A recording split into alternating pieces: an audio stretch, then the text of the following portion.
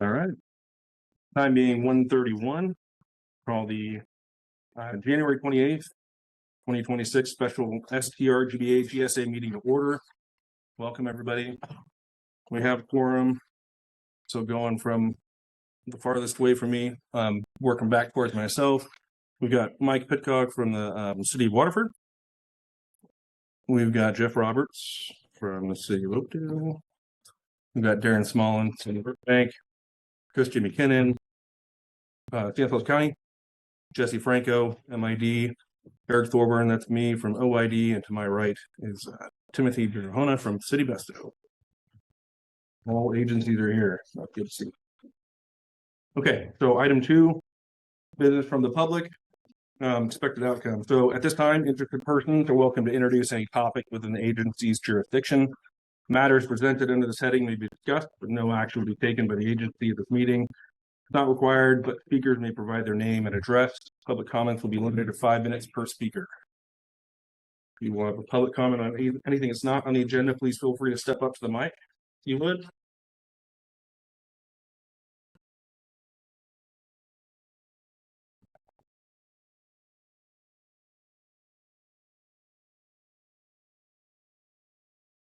Nobody in the room.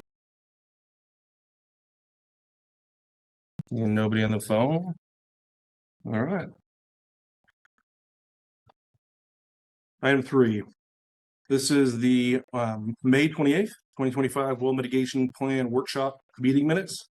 So you'll recall that the first workshop was not a board workshop. There was not a quorum there.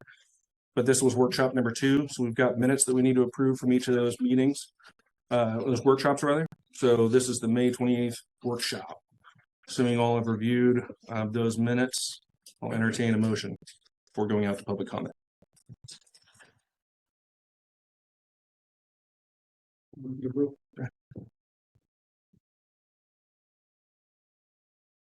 Second.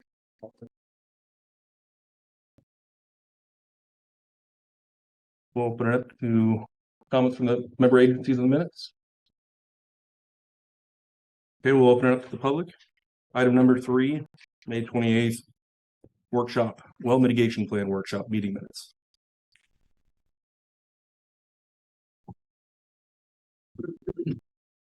Seeing none in the room. None on the phone. Move to a vote. All those in favor signify by saying aye. Any opposed? Motion carries. Thank you. Item number 4. This is the workshop, management actions workshop from July 16th, 2025. Same thing here. Minutes. It was a board workshop. We had minutes for this. Everybody's had a chance to review those. I'll entertain a motion on those as well. Motion to approve. Thank you, Darren. Second. Thank you, Jeff. Comments from the member agencies?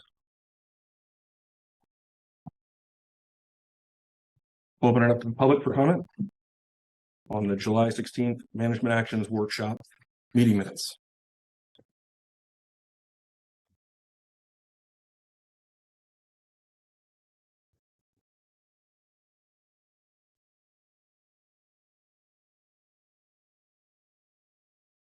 Oh, saving their comments for the next few. All right. We'll proceed to vote. All those in favor signify by saying aye. Aye. Aye. Any opposed? Thank you. Item number 5. This is the meeting minutes from the Well Mitigation Plan Workshop on 10/15, October 15th, 2025. I do have one minor modification. Under number 6, the first sentence in that stated that the agreement with Self-Help Enterprises has been executed. It was actually in the process of being reviewed. Nothing has been executed, and we're actually still working on getting a agreement executed with them after we get it approved, hopefully today. So with that minor modification, I'll entertain a motion including that minor modification if anybody's willing. Motion. Okay. Sure. 1 second. Thank you.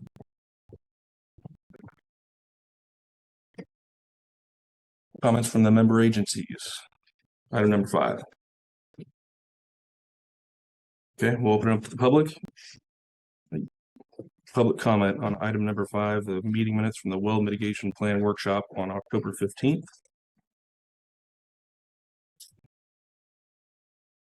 We'll proceed to a vote. All those in favor signify by saying aye. Aye. Any opposed? Motion carries. Thank you very much. Moving right along. 11:18 management actions workshop minutes. I'll entertain a motion on the minutes from 11:18 management actions workshop. Motion to approve. Thank you, Jeff. Second. Thank you, Darren. Any comments from the member agencies? We'll open it up to the public for public comment on item number 6, November 18th, 2025 management action workshop minutes.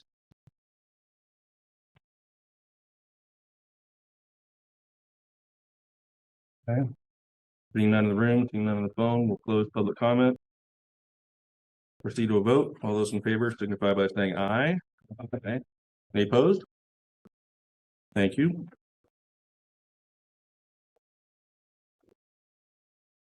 All right, last set of meeting minutes. For the last GSA meeting, September 10th, 2025. Had a workshop since then, but that was our last GSA meeting. It wasn't a workshop. So September 10th meeting minutes. I'll entertain a motion on those. Thanks, Mike. Second. Thanks, Jeff. Comments from the member agency. We'll open it up to public for public comment on the September 10th, 2025 meeting minutes.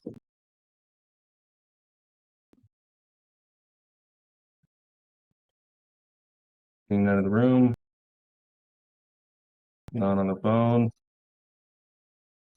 With public comment and bring it back forward. The committee will proceed to a vote. All those in favor signify by saying aye. Aye. Any opposed? Job all the way through item number 7. All right, on to item number 8. The good stuff. This is approving a resolution to adopt the well mitigation plan, the Modesto groundwater subbasin. I don't have any backup material other than the resolution and the actual draft plan. So this was a GSA commitment that was made in the July 2022 GSP revision. 2024 revision. There were 3 workshops held on the well mitigation plan. One in February, one in May, one in October. The draft plan was released October 1st, 2025. Public comment. Comments were accepted thereafter on the draft plan until the 24th of October. All the GSA members member agencies have had a chance to take this to their independent boards and councils. The Tuolumne County GSA has also approved this plan as drafted on January 13th. So we're planning to work with SHE on a formal agreement after this plan, if and when it is approved, so we can start implementation. That'll include some public outreach. We'll be working with Melissa and with SHE on getting that public outreach done and officially opening it up should it move forward today.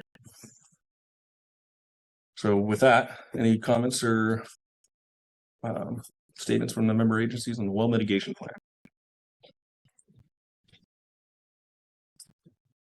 No? All right. Good. We'll open it up to the public on the well mitigation plan, item number 8.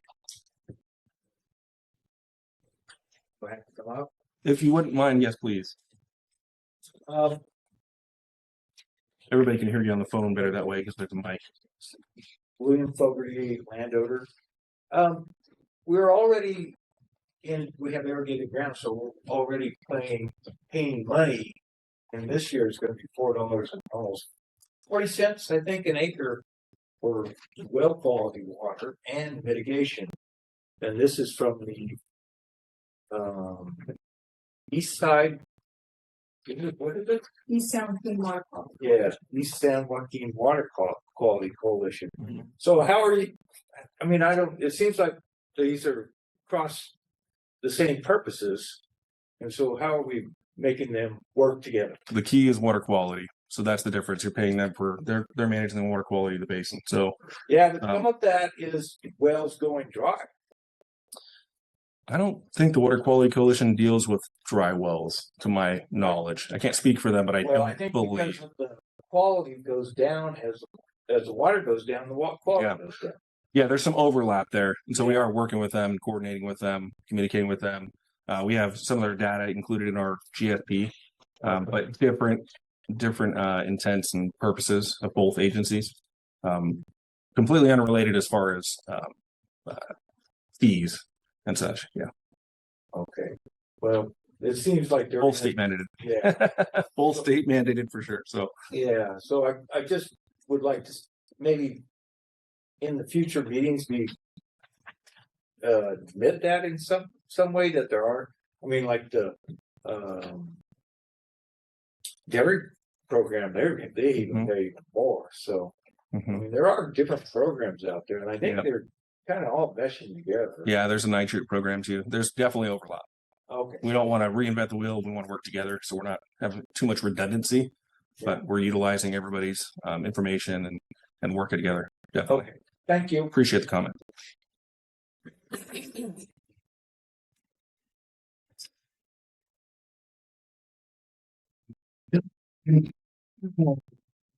MID in the non-district west.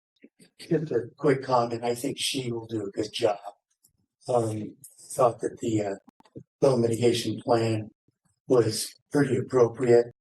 $300,000 I believe is already in the budget.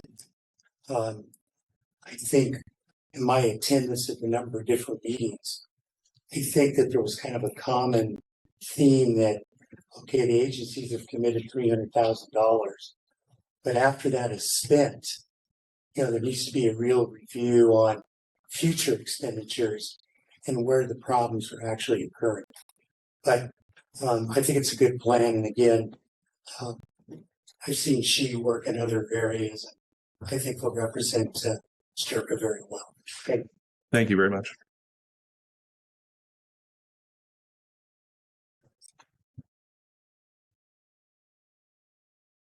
Any other public comment on the well mitigation plan? Yeah. On the work day.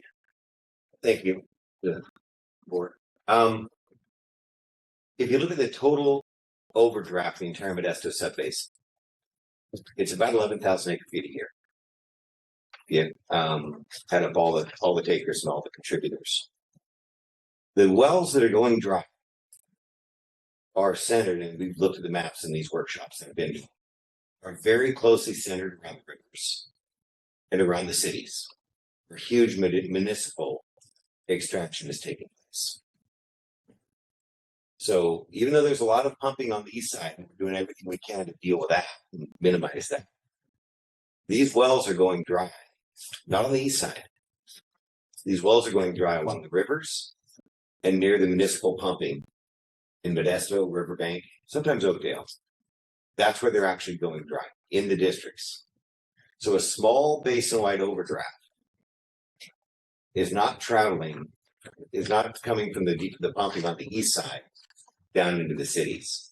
The cities' local pumping near the rivers is what's correlating with the wells that we actually see fail within the Modesto basin. So I warn that the fact set really doesn't exist to allocate or attribute the dry wells to North District East. It simply is not a correct allocation. Thank you.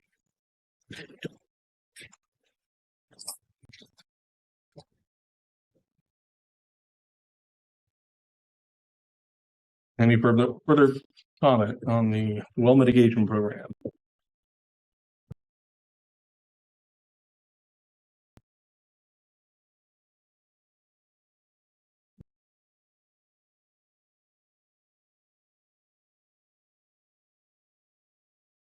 Going once. Public comment on the well mitigation program. Going twice. All right, we'll bring it back to member agencies. Any final member agency comments? Any member comments? And the only comment I have was that based on our board approval of the program, I think obviously the concerns are expressed that what, as Mr. Lyons also indicated, what are the future costs going to be?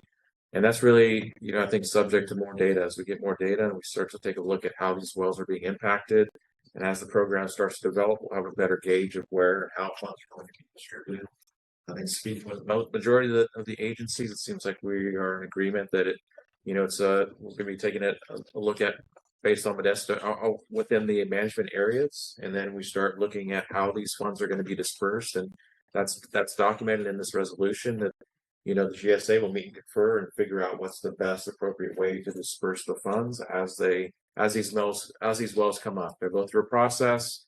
They'll get vetted and approved, but the first step is right here, and that's developing this fiscal mitigation plan, which we have, and I think we're confident that we can implement this over the next year and ongoing. Thank you. Yeah. Anyone else?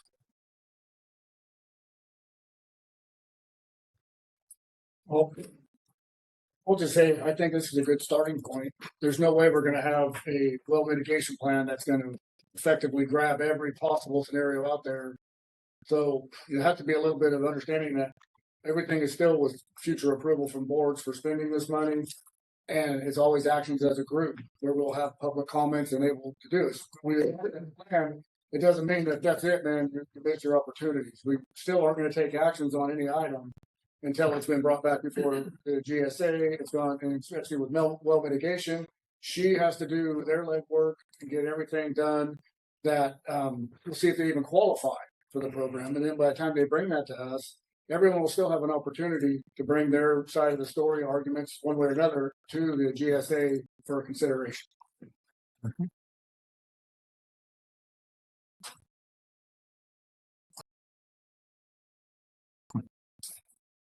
Thank you. Anybody else in the committee? Okay. I'll entertain a motion on the well mitigation plan. A motion to approve. I'll second.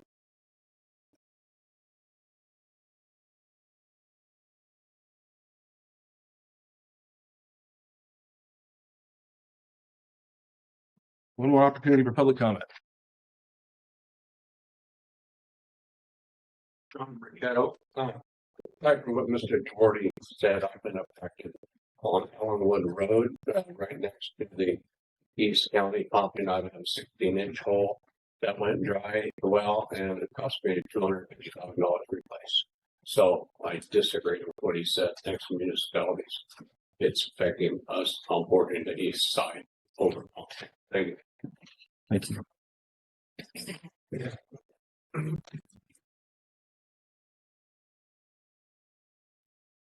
Thank you, Mr. Ricchetto, for his response.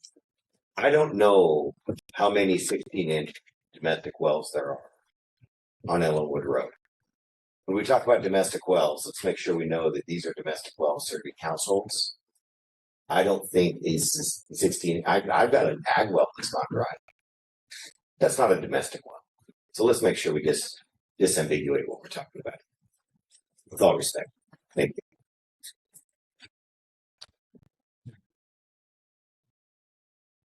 Anyone else?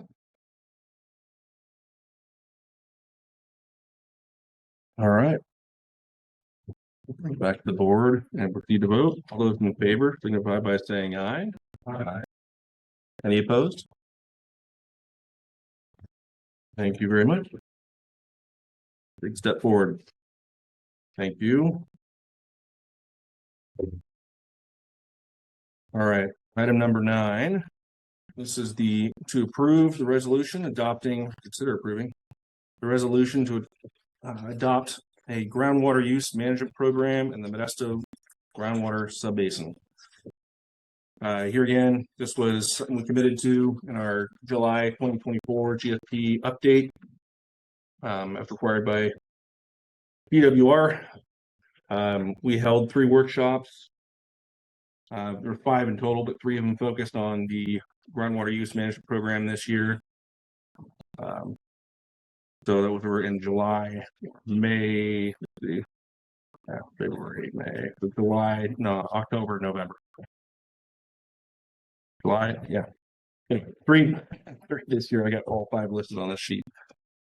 So we, after multiple workshops, we had a draft that was released, and then we accepted public comments, and all of our GSA member agencies are now taking us back to their agencies, and I believe they've all received direction to approve. Tuolumne County also approved this plan on January 13th, and I've got a brief presentation that Dominic, our consultant from Woodard and Current, is going to provide some insight on as to what comments received and how we address those. Let's see if I can unmute Dominic here. Good afternoon, everyone. Can you hear me okay? There we go. Wait just a second, Dominic. Okay. Turn your volume here. There we go. Yep. Now we can see the screen too. Perfect. Okay. Okay. So first and foremost, I just want to make sure that I say thank you, everyone, for your kind of continued involvement, participation in the workshops, by providing public feedback and just working through this entire process with us over the past 6 to 9 months. Ultimately, what I'm like to bring kind of to your attention today is that since our last presentation in the November workshop, we shared the draft plan with the public, and have received three comment letters, effectively commenting on that public draft. And so, first of all, I just want to make sure I say thank you for your continued involvement. In addition to that, I also want to make sure that we go through at least some of the major topics that we've come across as we go through those comment letters. I'm not able to cover everything because they do provide a wealth of feedback and information, but I do want to make sure that we at least take a few minutes to acknowledge some of the comments that we have received are particularly related to these kind of 4 items here, which I'll dive into in a second. For anybody who is, again, because this is a summary, for anybody who is curious and would like to see the comment letters in full, they are available at the STRGBA website. If you go on to sturgba.org, you can either directly follow the links from the GSP to the groundwater use management program, or you can just follow this link here that I have in the bottom right. So to get started, I want to again focus on 4 major feedback topics. The first is a request for additional detail related to monitoring and accounting.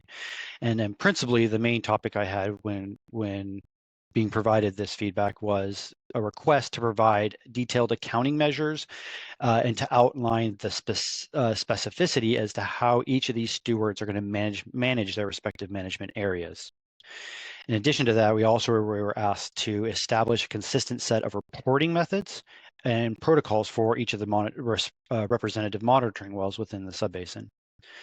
And so ultimately, though, what we've included in the groundwater use management plan and our proposed approach to the GSA moving forward is effectively to provide the stewards with the flexibility to manage their areas in a way that is appropriate to their constituents. We understand that every area within each of the management areas within the subbasin are different. They operate differently. They have different goals and objectives, and we want to make sure that the GSA does not dictate how they will achieve their goals, but rather set the goal post and allow the stewards and the members of the public working with those stewards to meet those objectives as is suitable for them.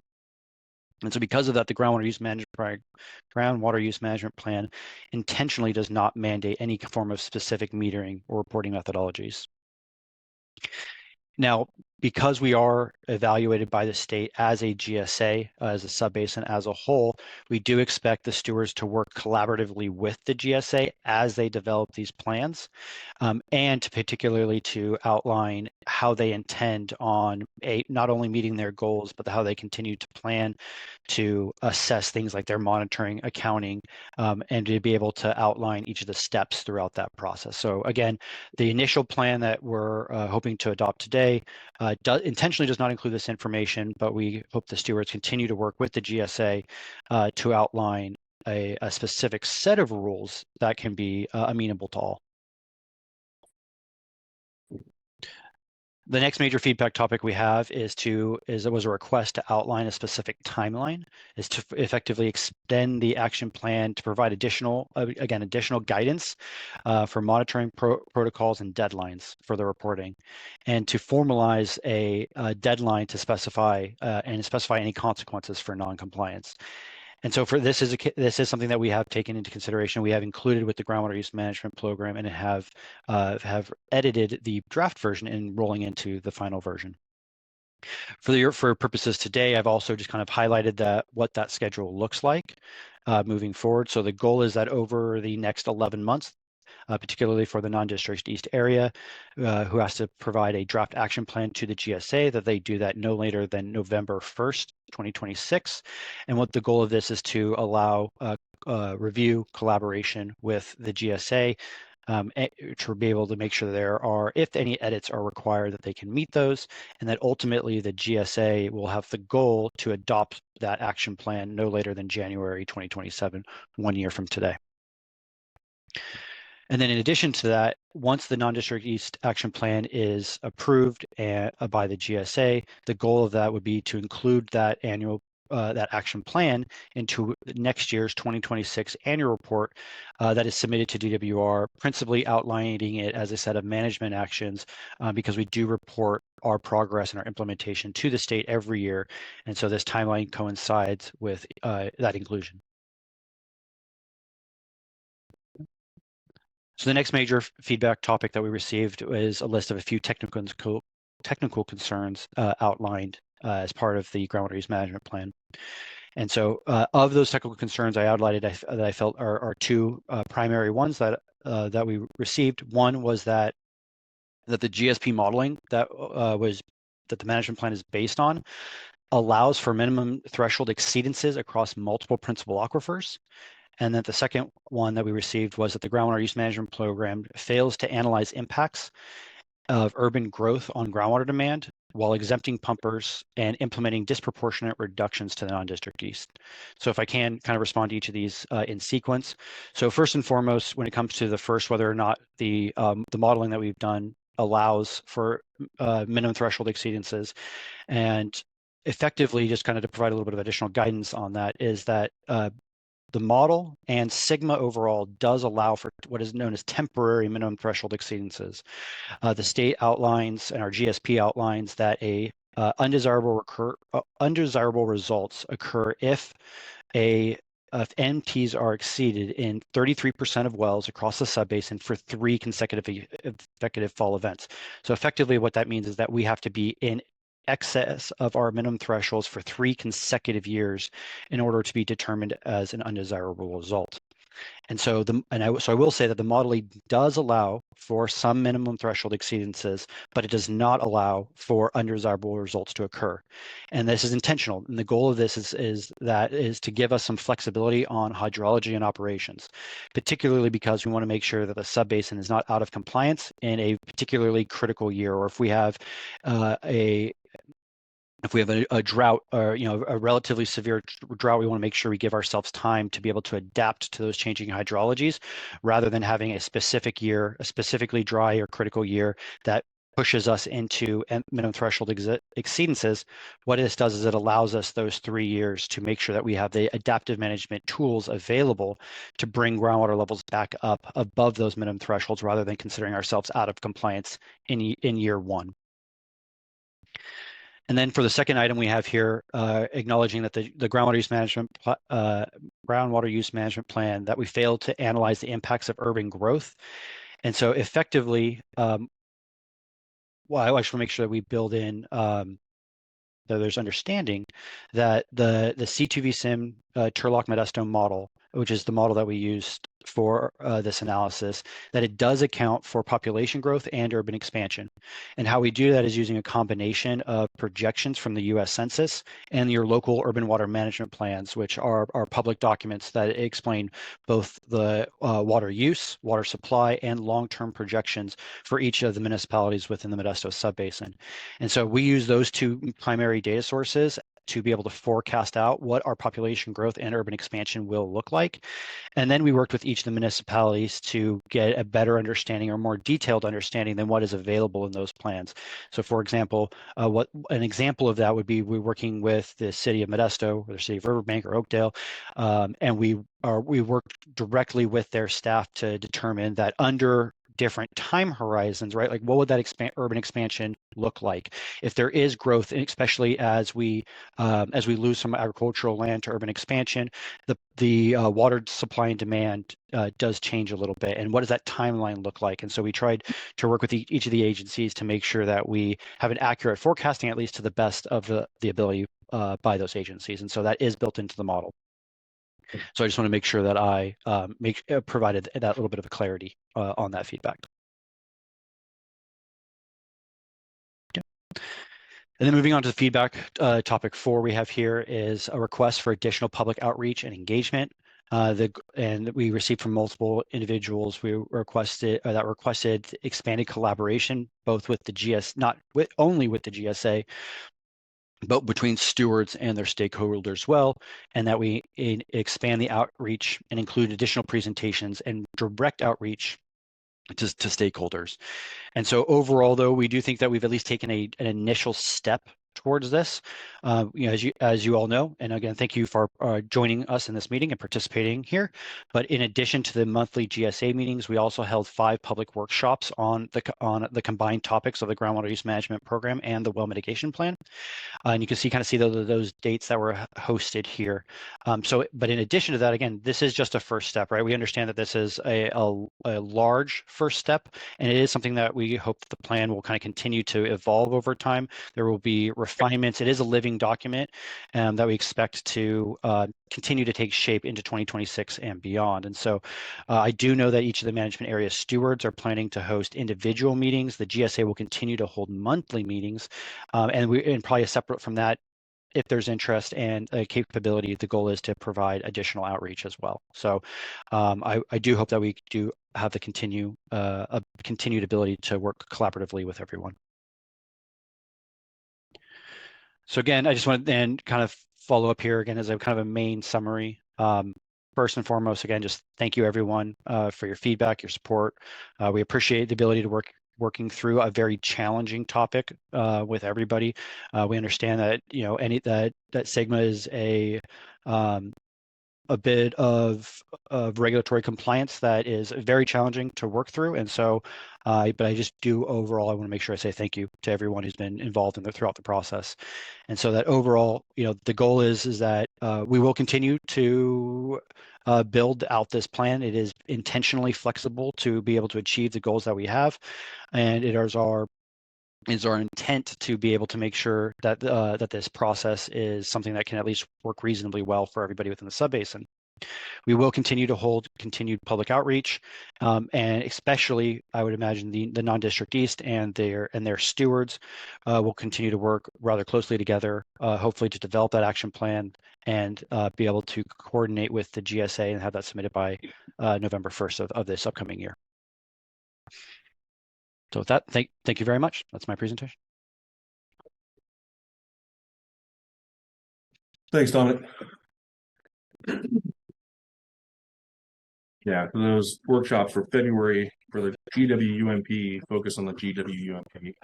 This program was February, July, and November there. Mm-hmm. Yeah, I think this is a good plan. Although only the non-district east is required to have an action plan for immediate reduction. Everyone in all management areas is going to need to continue to be good stewards and come up with projects to improve their numbers. it's a step up approach. So we're starting real small, pretty low. The ultimate reduction in the non-district east proposed, for example, is 58,000 acre feet by 2040. I'm actually starting in 2035. Right now, it's only 16,000 acre feet, and partially because OID is willing to redistribute in the first 5 years the surplus supply that's coming from the Oak Hill area. So I think it's a good start. I think we've got a long way to go to improving and a lot of improvements that we could make to the data that we've been able to collect thus far and we'll be able to collect and add to in the future. So I want to emphasize this is an adaptive plan, and as we continue to collect information from the field and input more data into the annual reports, and the GSP will be coming back and adjusting it as necessary. But really, we're going to make our decisions on the field data. We know the model is not perfect, no model is, but it's a very good tool, and we're going to use it as such. So I'm going to open up to comments from the member agencies with that. I have some comments. I just wanted to reiterate and let everybody know that yesterday at our Board of Supervisors meeting, the board did approve and adopt the groundwater use management program by resolution. In addition to authorizing the Department of Environmental Resources to take action to approve and implement the program, the board did provide direction to our department to develop action plans for board approval with the goal of implementation of demand management actions identified by the program by January of next year. They also let the department know that we will need to return to the board for direction on any policy questions related to implementation of this program. The board identified and supported supervisors Buck Condit and Terry Withrow to participate in discussions on development and implementation of the groundwater use management program action plans. In addition to approving those staff recommendations, the board provided further directions to the department to hire a third-party consultant to review the 2 different studies. So that includes the technical report funded and submitted by the non-district east by EKI in parallel to the groundwater use and management plan, and to make recommendations to ensure that the department works with stakeholders to develop an action plan that is fair and equitable. The board further directed that the county acknowledges that the county is the management area steward for the non-district east and west, and will assist in the implementation of the sustainability plan on behalf of those regions. As the management area steward, the Department of Environmental Resources will take the lead and coordinate and lead further related outreach events in 2026 and beyond. The department has sent out invitations to host non-district east and west landowner event to occur tentatively next month.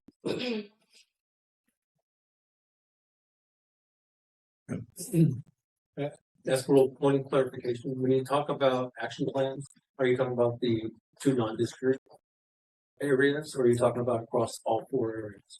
Great question. I can answer the question. So what that means is that the only management area that requires an action plan is the non-district east at this time. But I'd assume some of that coordination and that outreach is still going to occur with the non-district west as you being the steward in that area in the future. But no action plan currently is required in the non-district west. So that action plan would be developed by them and then brought back to the GSA for approval by off as well. Right. I was just wanting to have clarity that they weren't asking for an action plan. It also included all 4 areas. Right. It was to the 1 area. Any other comments from the member agencies? Yes. So I think first we want to thank OID for being, I think so helpful in your groundwater allocation. We need to provide that for whatever amount of time that is. I think that 5 years. 5 years. That allows some time. I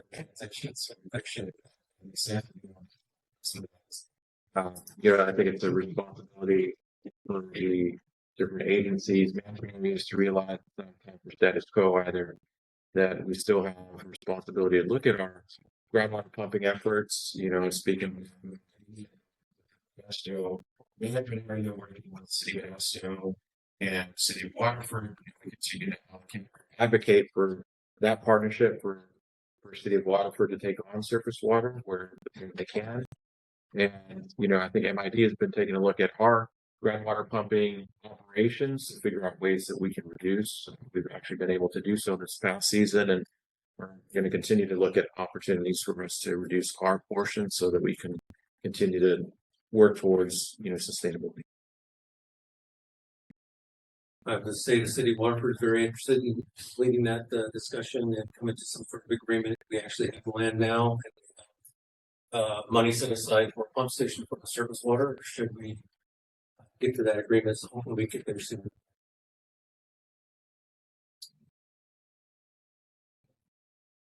The comments from the member agencies. Okay. We'll open it up to the public on the groundwater use management program.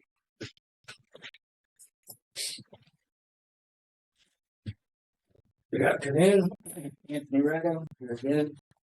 I have a couple questions and quite a few topics actually. Christy, thank you for bringing that up. I was fortunate to watch a little bit of the video yesterday at hour 1 minute 4. Basically, you insinuated that non-district east had technical data that need to be reviewed. What I find interesting is if there's 3 letters already submitted to the consultant. Was that part of the 3 letters? Was that taken into consideration? Has that already been reviewed by the GSA? And if so, that would have been an opportunity for you, and I know your boss Rob is sitting behind me, to say to the board of supervisors, these things have already been taken into account. We appreciate it. Let's not spend more taxpayer dollars to go chase something because there's certain people that don't like the results that the consultant that the GSA has hired, paid for, spent a lot of time and effort with, came up with different results than what the privately run consulting group did. So, interesting for me. I'd like to remind the county and you, Darren, specifically, that the county is not the sole steward for the non-district west. And there was a letter that I have here that Rob sent out last week. It has so far not reached the mailbox of many, including myself, basically insinuating that the county is the sole steward for the non-district west, which is contrary to what's in our GSP. So it's an opportunity for you to make sure that the record gets clarified with the county, because apparently they're not looking at the seat or at the table when they talk about the non-district west. I'd like to remind you that the GSA board has oversight for the basin and the last word. It's not going to be the county. And so you need to remember the duties to the entire GSA. As long as, and I think that the county needs to remember that the GSA is going to have the final word, not them. Then that kind of takes the majority of my comments into a nutshell. So thank you for taking the time. Thank you. Next.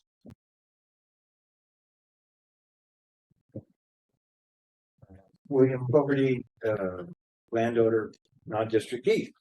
We got a letter and it just came 3 days ago, and from the Department of Environmental Resources, and they had a meeting, and by the time we got it, the meeting had already happened. So the 27th, where you talked about the confirmation, and we didn't get this letter until just a couple of days, 2 days ago. So to try to be able to get to that thing. We're tentatively planning a meeting for next month. Yeah, but you said it was approved. You said it was sent on the 21st and the board approved it on the 27th. Oh, the board approved the groundwater use management program on the 27th. So our next step is trying to get everybody engaged and come to a meeting tentatively in February. Okay.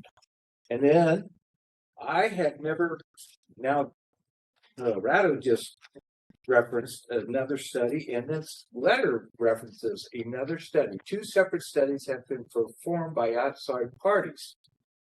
And I don't know who those parties are. I assume one of them is Liz Elliott and that group. And who's the other one? So as part of our stakeholder feedback received through the process of developing the programs and recommendations, the non-district East funded and submitted a technical report by EKI. So that's what we're speaking of. A portion of the non-district East did, right? It wasn't all of the non-district East.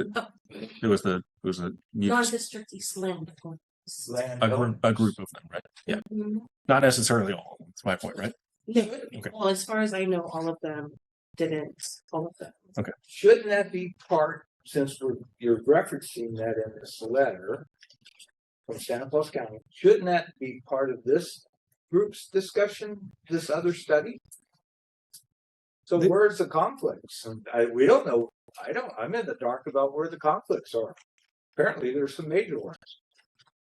They provided some feedback, and some of the feedback they provided we addressed in actually Dominic's presentation, and also in some of the adjustments we made to our approach from workshop to workshop. So they did provide comments along the way. That consultant that they hired to independently review what our consultant as a GSA did. So in a way, it has essentially been incorporated from our perspective into this final document. But it sounds like they want to have them review it additional or more. It's gonna need a consultant anyways to come on board and develop the action plan. Because This is Stanislaus County. yes, because we're responsible for that as a management area steward. So as part of that, we want them to evaluate all available important information to make sure that when we develop our action plan, it's fair and consistent. So we're not saying that we're not in agreement with this program. We're just saying that we would like our technical advisor to come on board, look at the available information, help work with our stakeholders and the GSA so that we can build the best action plan that we can. And we fully realize that we're going to have to bring it back to GSA for approval. Well, that sounds really good, but I mean, this is kind of out of the blue.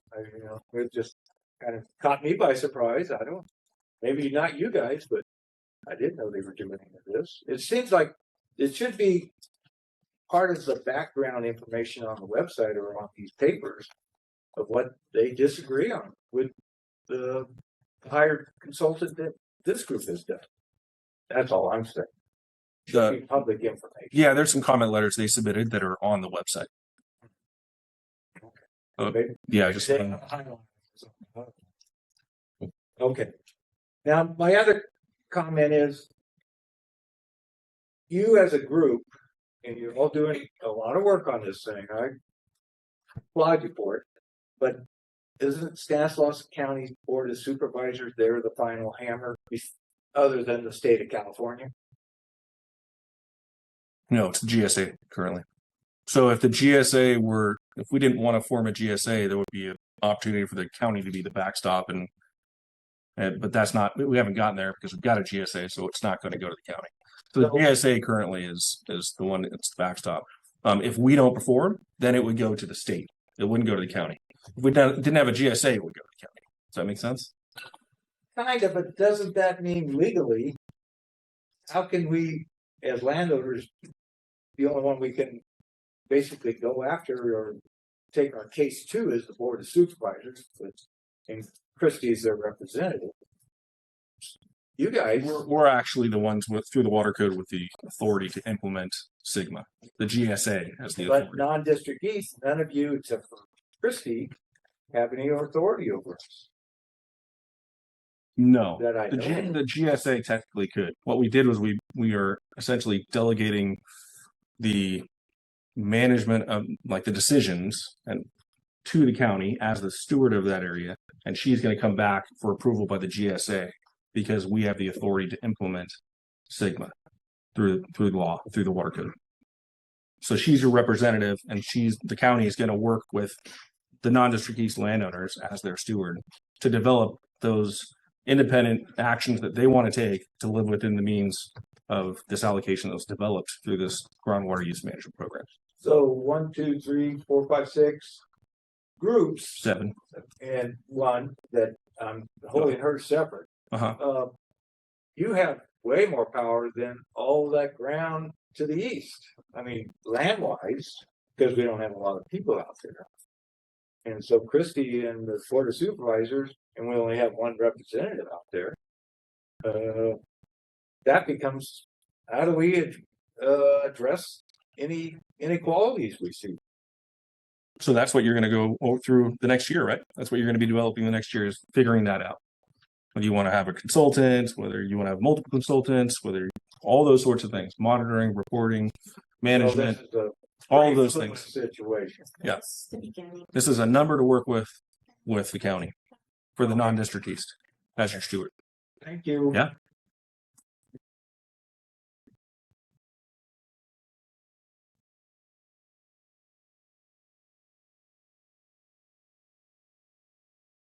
But John DeWorte, this is the hand delivered letter of deficiencies we see. I printed it up for him already and handed it out. Thank Yep, you're welcome. you. If anyone can try to like one. Good. So you got one? Nope. This goes to your point of the serious deficiencies we see. The program here. Thank you. And what we hear today is bringing it to a very simple point. Basically, I thank you that the supervisors are getting engaged. I've assigned Supervisor Withrow and Condit to engage us. We'll greatly seek their attention, but we haven't been able to get. This is where the power is, right? And we are the North District East. We are the group that farms out here and is most subject to the impacts of what you're doing. We have the most to lose, right? We have no political voice other than the Board of Supervisors. None of you have a constituency from the North District East. Non-district east. Non-district East, thank you very much. So what are some of our problems? Well, one is the North District East did rely on the stakeholder engagement commitments made by this board. We've been told that we would get direct engagement from your consultant with our consultant, EKI, so that we can compare notes. We can compare procedural notes. We can compare allocations. We could talk about the developed supply deductions that were made on our total supply that impacted the non-district East. We could get with you and meet directly and compare our research, our science, our engineering, our assumptions with yours. Engineer to engineer. Now, I appreciate Dominic being here and giving us his update as to how he digested, spit back, whatever our input was. And we've given letters in February of this year. We submitted a very long letter with project ideas as well as deficiencies and questions we had that we would have liked to resolve directly with the engineers. It took us months to get the data file. We got lost in email, deleted files, and it was quite a game to get them, but we got them. We spent tens of thousands of dollars of our own money developing our models and our questions, as well as developing procedural and allocation questions. And yet we've had no opportunity, believe me, we've asked, we've had no opportunity to meet directly with your engineering group and question their conclusions, their report, their data, and ask for more data. And this is impacting us. This is impacting our farming operations. It's a threat. And we say, well, time, it's a fluid, it's a working document, This thing's coming down through this next year with hard allocation deductions to be made against our lands. Most of us are permanent crops growers. We've got banking relationships that require that we have some kind of stability over the next decades because we're financing orchards, vineyards, not too many vineyards these days, but and our banks want to know what the long-term plan is. And yet we're working in a vacuum and we're working absent engagement with your technical engineers. There's a double dip municipal allocation. We want to know why we have this developed supply allocation, then another municipal allocation. Maybe there's answers. Maybe there are. But this should be done with water experts to water experts and citing the code and citing the assumptions and models and testing each other. We shouldn't have to bring in, and if the county wants to, we'll welcome them and we'll engage them. But you should be asking your engineer to first engage EKI directly and resolve questions and outstanding issues as much as possible, so that we can then bring the county and their consultants as small a subset of outstanding issues and specific disconnects as possible. Right now, you're forcing us to have our own engineering report over here, and then STRGBA has its own engineering report over here, and it's only going to get reconciled through a third consultant, when in fact, many of these questions could be best answered, or at least delineated where the disconnects are. Engineering group to engineering group, legal group to legal group. It's important to all of us that you hear me here. Our demands: independent verification. Please release the technical data that underpins your assumptions. That we've hired a competent firm to look at. Please release the technical data. Correct the municipal double dip. We challenge the very substantial, impactful assumptions made in your report and your allocations to the non-districtees. It's nice to say the stewards of the non-districtees can make all the decisions, but if you leave us with half a loaf of bread to start with, those decisions will be very, very difficult. And we want to go back to foundations of this document and be able to argue on a policy and engineering point of view where the disconnects are. Adopt historical baselines. There's a sustainable yield scenario that simply calculates some models, but we've got well data. We've got historical well data baselines. The STRGBA requirements for groundwater reductions are based on exceedances on those wells. Let's challenge the sustainable yield model with the actualities as they're happening in the field, and let's make sure we pay the most respect to the actualities, not a model. And the model that we don't even know what's in it. We can't even challenge it because we can't even get access to the model. Don't move to response level 2. We don't see any set of facts that takes us to the response level 2 designation. And again, ask your team to engage us with our engineers at EKI. Need you to wrap it up. Thank you, sir. Thank you. We put a lot of these complaints forward on August 8th, and at that time we expected to be able to engage your engineer and reconcile some of these differences. We have not been able to reconcile your engineer, and an engineer speaking at a public meeting in a short report without question and answer from other engineers is purely inadequate. So thank you very much. Please read our letter. Let's keep this local. Let's get the engagement that we deserve, and let's try and resolve as many of these outstanding issues. Thank you very much.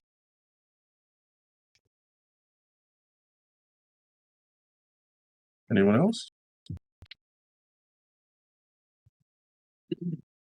I had a question. My name is Mark Payton. The consultant was just describing a scenario of undesirable results following 3 years of falling below a minimum threshold. And I wanted to find out who would take action on that. Would that be the steward or the GSA? And what would be a timeline for responding to something like that? Yeah. So I'll try my best to answer this question.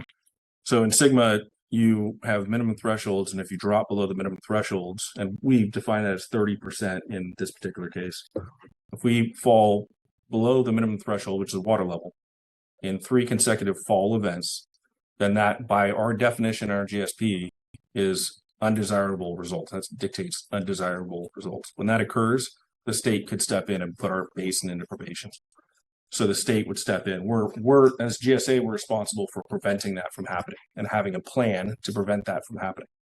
So that's why we're engaging. That's why we're putting this into effect, because we're continuing to see our water levels drop. And so this is a way of combating that, turning that trend around before we get to the point of having 3 consecutive fall events of being below those minimum thresholds and having the state come in and start trying to manage it for us or tell us that we need to do more.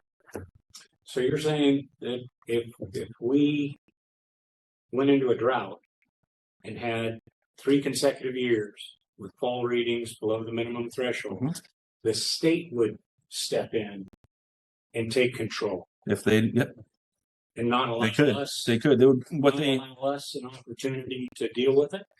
Yeah, it's kind of a gray area because that really hasn't played out completely. But there are basins that they have found their plans to be insufficient from their perspective in meeting the ultimate goals and keeping that from happening, or at least turning it around when it's first starting to happen. So in the first year when that happened, they'd probably say, I mean, it happened, I think 2 years in a row. I think we're 2 years in a row already at one point. And that's why the DWR said, you need to do these management actions. And that's why we are developing this plan. And then they said, if you're going to allow water levels to drop below a certain point and some of these minimum thresholds to be reached, maybe not, 30% or more, but even less than 30%, then you're going to have potentially some impacts. And so you need to mitigate for those. That's why the well mitigation plan was drafted. So yeah, they've already started doing that and they're keeping an eye on us. We're reporting back in our annual reports and telling them what progress we're making in projects. And with these sorts of developments of these two plans, we're going to be talking about that in a later agenda item today. But yeah, they'd step in and tell us whether they think it's what we're doing is reasonable or not. And if they didn't, and it happened long enough, then they'd put us in probation. And if they didn't fix it, then they'd step in and they continue to step in more and more and more until finally they have to take over management if we don't do what we need to do. There would be certain variables in that scenario. Under that scenario, the management area and the stewards would be working to evaluate what is going on, making a good faith effort to see improvement. So I'm sure the state would be, not speaking for the state, but those types of things. That's why it's important to have this groundwater use management program in place, so that provides a framework. Are those management areas actually doing something to help curb these groundwater reductions or groundwater impacts? So at least we're demonstrating there's a good faith effort being put forth. Mm-hmm. But I mean, there's a lot of uncertainty. Yeah. I think we would err on they have the right to, right? So we want to make sure that we're doing all that we can to not have that occur. Okay. Yeah, and you'll see in the annual report presentation kind of where we're at and what we're dealing with, and I think it does a pretty good job of showing why we're doing what we're doing. In addition to DWR's letter that's actually part of the agenda too, that says you need to be doing this, you need to be reporting back on projects and management actions, meeting those deadlines that you committed to in your GSP. So Thank you. You're welcome.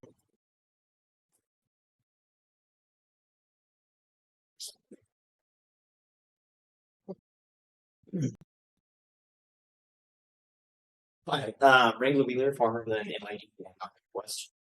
A couple things. I want to jump back a couple speakers ago, the gentleman here. Christy, you had mentioned management actions that are fair and equitable among stakeholders. Can I get clarification on whether or not you mean stakeholders within non-district east or all stakeholders within Stanislaus County? Well, I would have to say, as the management area steward, our intent would be to develop a fair and equitable action plan for the non-district east. Gotcha. Okay, thank you for clarifying that. Also, hey, I want to shout out to MID and Jesse. I think you're being entirely too modest. Thank you to MID for passing your guys' GRP program, offering up to 60,000 acre feet of subsidized surface water. I think it's moving in the right direction of sustainability, and I really appreciate MID's effort and getting it through. Also, one for Dominic too. Is there any plans for future workshops similar to last year's program of workshops to help that engagement issue that Mr. DeWardy was talking about?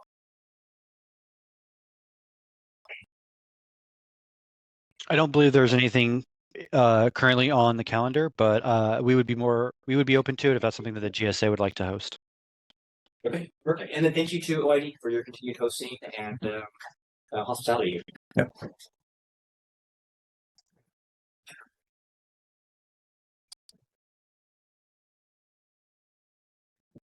Anyone else in the room?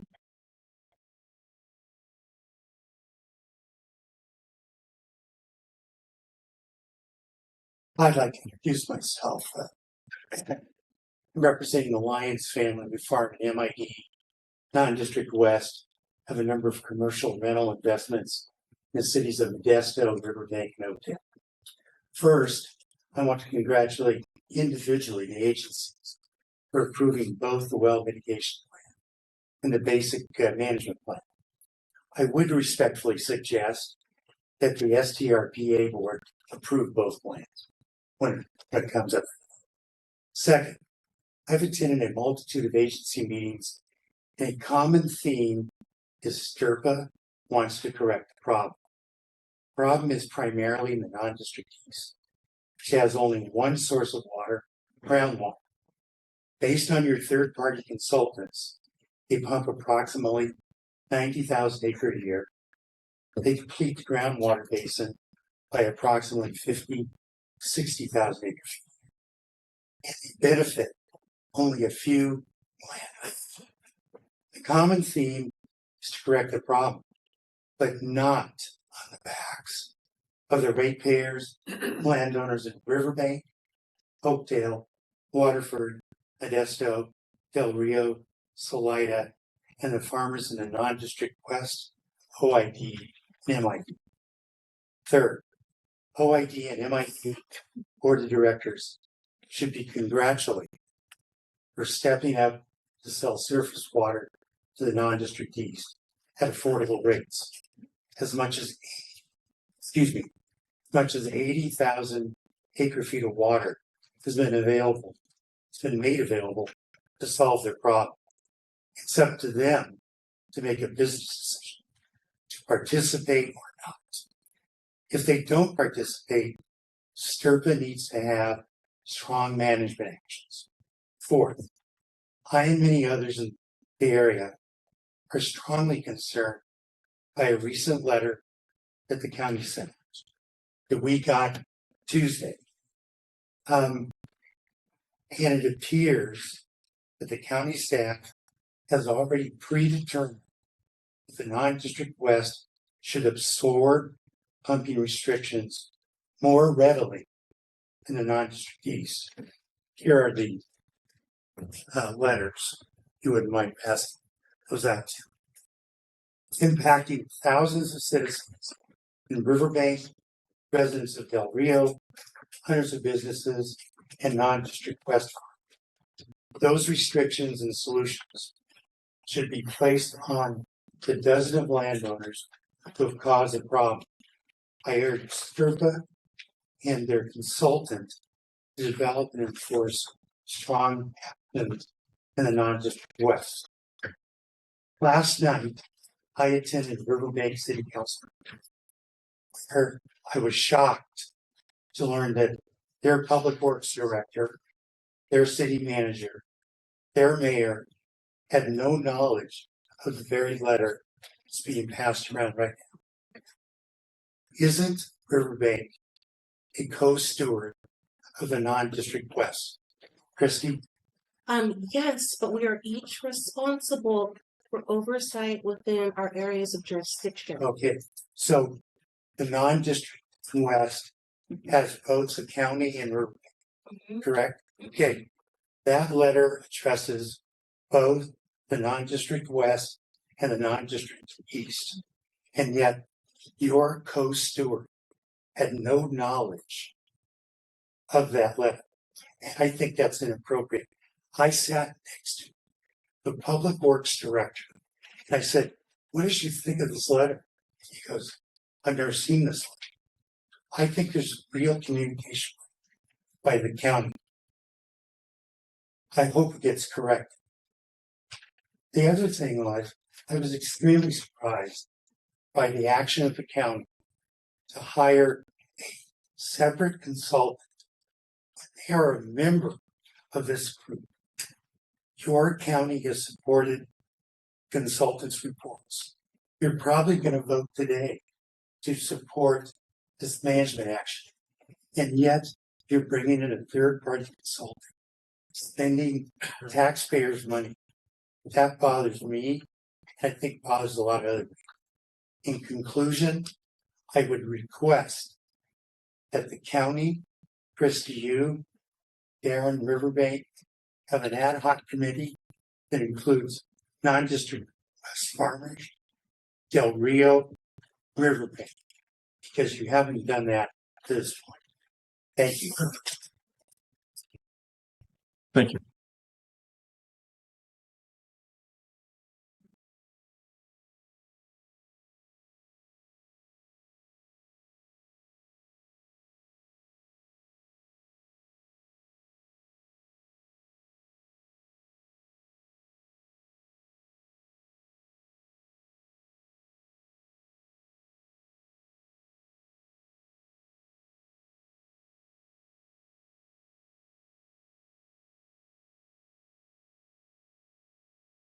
Good afternoon. I sent everyone an email yesterday, 2 emails, speaking to mostly the public outreach with STRGBA and my disappointment. My biggest concern is, on topic number 4 in Dom's slide, Dom, you could pull that up for me. He explicitly states that GSA will continue to host monthly meetings and additional outreach will be by management area stewards throughout 2026. And he cites 5 workshops that took place to put these management plans together. Last year, 8 of the regular scheduled meetings were canceled, so the public could not attend them. There was less outreach, and what was going on during those canceled meetings? There was a water advisory committee that was put together to privately come up with and discuss and create these rulings that you may end up passing today. And I appreciate, the acknowledgement of outreach, but I just have not experienced that myself. Now, over a year ago, I referenced this in one of my emails I sent you all. I brought up how there are riparian diversions in non-district east that are unaccounted for. Now, Eric responded to that, and he said they still haven't accounted for them. I brought this up in public comment over a year ago to Dom, and I have one of his task orders that is addressed to Jesse. Task order 2.4 that I referenced in my email, and there's an item in here that specifically says for $20,000 that Woodard and Curran are going to specifically look at riparian diversions only for non-district west. Now, I've asked for this for over a year ago. I've brought it up on numerous occasions, and it always gets dismissed. Eric's emailed me and said, well, we can handle this in the future, essentially. And these landowners should directly contact the GSA. I've contacted the GSA plenty of times about many of these issues. I put in comment letters, I put in emails, and nothing is ever addressed. Another big concern I have is that EKI consultants were never able to hash out the technical differences between the model, which there are many of. If I can find that there aren't any riparian diversions in non-district east, and then I have a task order that says Woodard and Curran is going to use Cal Waters to pull those for non-district west, it's striking. I'm not a technical consultant. Imagine how many other issues is in this model. So I just think that public outreach, we should allow stakeholders who want to participate. And I think it's extremely, disrespectful when everything is deferred to the future and it's not ever addressed. I like hearing that things will be addressed, but you start to lose hope when nothing ever gets addressed. And I guess this question is more for the chair. I mean, how should I best, get these comments addressed? Because I've submitted comment letters, I've submitted emails, I've talked to you, I've talked to the county, I've called up supervisors, I've spoke at OID board meetings. What's the best way to get some of my concerns addressed? We've received the comments, so appreciate it. I think what you're doing is good. Appreciate your feedback. Is Woodard and Curran going to look into these riparian diversions and the EKI report? Yeah, you got to respond to your email. Yeah, they responded to my email, but I mean, there's no task order currently for it. I think, Dominic, did you? Can't remember if you actually addressed that in this too, but yeah, like I said, look into it. I mean, this is one of the reasons that we're starting at 16,000, and it would have been more if OID hadn't redistributed their water, and we're moving all the way up to 58,000. Yeah, so we have time. Participation. Yeah, in 5 But- years, we're going to be redoing this whole process. You know, I asked for this over a year ago, and it still hasn't been included. I'll give you one more minute if you have. No, more. that's it. I mean, it's So- included for non-district west, but not non-district east. Okay. Would you have a date Yep. or a task order where when like that you could send me that shows it will actually be included? You have something to say, Dominic? Yeah, so if I can add, there's currently 8 diversions off the Dry Creek. And we already have a record of those. So what you're looking at or what you're referencing to with the non-district west is to do what we've already done for you as a diverter and for a few others. We're looking to expand that effort to the non-district west. So we have already received the data for Dry Creek diversions as far as riparian water use in the non-district west. We do have to incorporate that into the model. That is part of the model update for the 5-year annual report. And that's going to be taking place in the next couple of months. Moving on right now. Exactly. Okay. And do you have any time frame plan to meet with EKI engineer? I don't have a meeting scheduled, but I think that'd be up to the Yeah. GSA. We haven't received a recent meeting request from them. We responded with information and they never got back to us. They want to have a meeting. We said, do you have any questions for us? After we provided that information, they never asked for a meeting after that. So we don't have a meeting currently scheduled. I have no current request for a meeting from them. There have been multiple comments asking for meeting requests. Okay, maybe you could bring those to my attention that we could talk about what they want to meet about. As far as I know, we provided the information for them. Right. Sure. Yeah, I think that's Yeah. best rather than waste everybody's time. Uh-huh. But thank you. Appreciate it. Anyone else?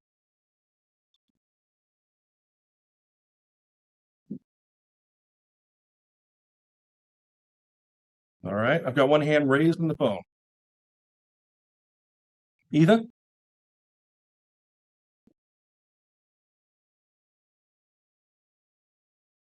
Might have to be unmuted by you. Melissa. I think There we go. I- There we go. there you go. Um, Okay. can you hear me? Yep. Yeah, you're good. Thank All you. right. Thank you. Thank you. Hello, everyone. First, I just want to thank all the stewards and the GSA's consultants for all the work they've done over the past year to get us here. Notably, their consideration of all the comment letters that they received and throughout the process. And yeah, so I really appreciate that. And it's really easy to find the comment letters on the website, which is great to have. I do have a follow-up comment on the final groundwater use management program relating to communication that we've been talking about. As we know, the revisions to the program now specify that the non-district east action plan is due by November 1st of this year. And as Dominic said and reiterated, I understand the intent is to keep the content of those action plans flexible and allow discretion for the stewards. But I just want to see if those action plans are going to be shared with other management areas for review and comment in addition to working with the GSA.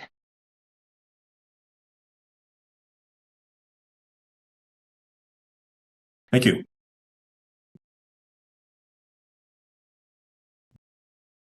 All right, I'll bring back the board with the, and we'll, any comments from the board committee members before we entertain a motion?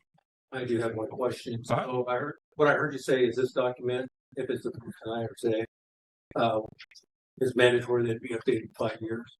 So is it safe to say that if conversations through EKI and the action plans and maybe the third party consultant the county uses to develop those action plans, something substantially inaccurate or needs to be adjusted, that this could be done before 5 years?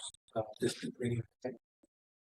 I think all things are on the table. I'm not going to say that, not going to commit to that, but I don't think it's off the table either. If we find something substantial that changes things, from my perspective, I mean, it's up to the GSA, right? Yeah, like I said, this is a work in process. Absolutely. It's a living document. Absolutely. But I just didn't want to put set in stone this is going to be 5 years out. Right. Particularly if something comes up that's substantial, that we could open this document back up to modify. Yeah, and that's one of the reasons we want to make sure that this continues to get updated before we implement a next step and we're making the right decision. But also, We don't want that to overlap with the GSP. The GSP is when we're coming back and doing the work to get it everything, big look. Every year we're coming through and we're doing these annual reports, and that's kind of our report card. But we're doing a lot of bigger updates during the GSP update. So I think we'll learn some stuff during that process. We'll learn some stuff during, the more people that we have looking at this information, and the more information we can gather, the better off we're going to be, right? No model, like I said before, no model is perfect. They're all wrong to a certain extent, but it's the best tool we have. Yep, and that's why we're starting at 34% rather than jumping all the way to 100% right away, right? So, yeah, that's a good point. Anybody else? I entertain a motion. Right.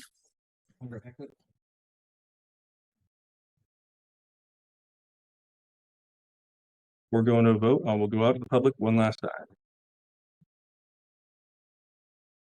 One last chance for public comment on the groundwater use management program a minute still. You already have 5 minutes, but I'll give you 3 more. I don't need it. Yeah, you're voting on a plan here that's just not as good as it. The community engagement's lacked. I appreciate this, Mike Pickhock on your board recognizing that. We all want to move forward. We want to move forward locally. And these vague stepping aside of the question is whether what would occur and will engage our engineers from the non-district east. It's really a sad deflection because we've spent tens of thousands of dollars to have a civil, fact-based dialogue with this group through your engineers on very meaningful and important issues. And again, I really appreciate Mr. Pickhock putting forth his concerns in this document that you're passing today. It may not be what it could have been had we had a bit more engagement, a bit more public process that we were guaranteed to have. Nobody spends tens of thousands of dollars on an EKI report to send it to the STRGBA board and have it only referenced in public meetings at public workshops. I've been to the public workshops. They go on and on about bottles of water and everything else and maps, and they leave a small section for public questions and comments at the end. I've been to them. They're nerve-wracking. I've criticized them in real time for just those reasons. So if you pass this today, please realize as a board, you are passing an incomplete document that was not developed with a fully transparent public policy process that included recognizing serious investments made by those who are impacted most. And so please retain in your minds that this will need to be reopened, that you do need to redirect your chair and the engineers to fully engage EK in long technical meetings, not the end of the 5 minutes at the end of the workshop. It's been used up with what I think have been a lot of nonsensical presentations. So thank you very much. Pass it if you haven't passed it, but this thing's going to need reopening, and you need to play your role as board members to force the public input. Do not let this be channeled through a single engineering firm or one member of your board, whether they be chair or not. Thank you.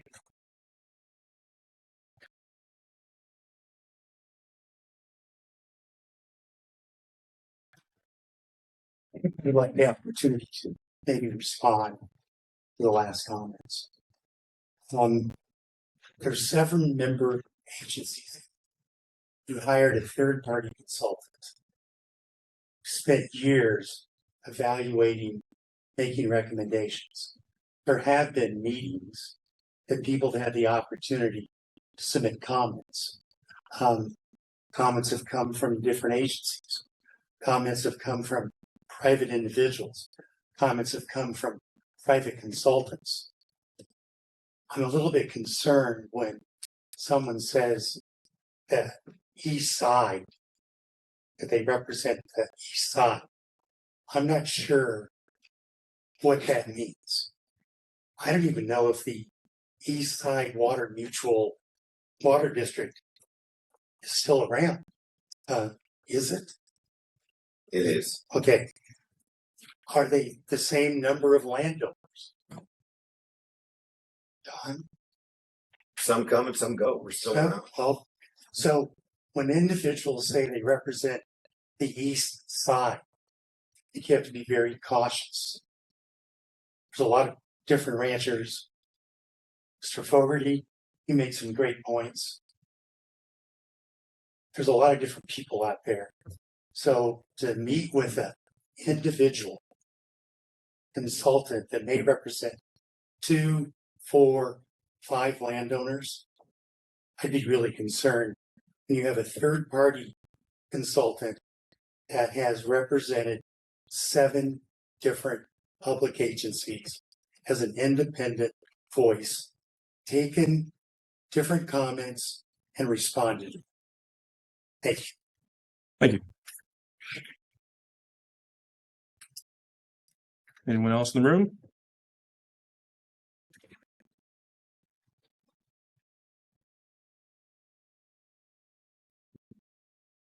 Christy, could you make a commitment to have the 2 consultants meet and confer prior to putting out a bid for a third consultant?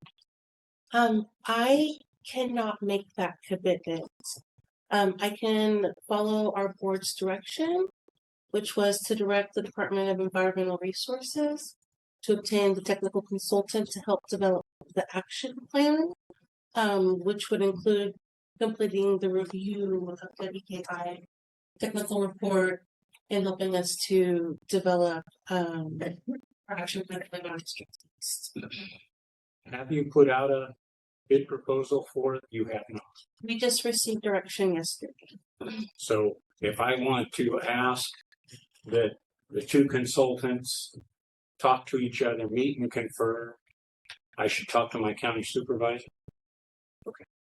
All right. Thank you. Mr. Chair, you have a hand raised. Yeah, getting everybody in the room. Thank you. Anybody else in the room before we go to the phones? Okay. Let's go to Henderson Hatfield. Stacy?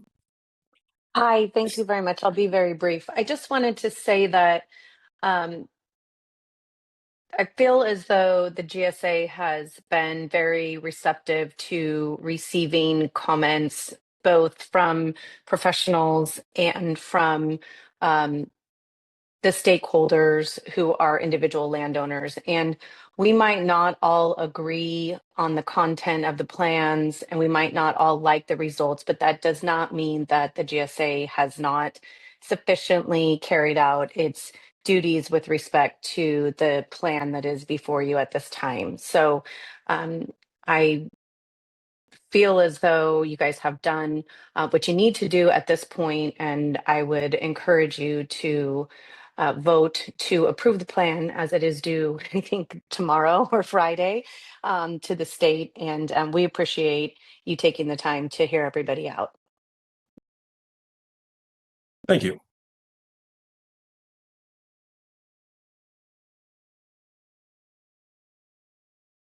All right. Oh, one more hand up on the phone here. Just a phone number I see, 613-3583-3584 rather.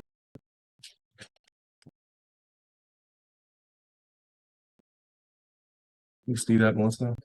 Yeah, they should just, you should be, if you unmute, you should be able to comment.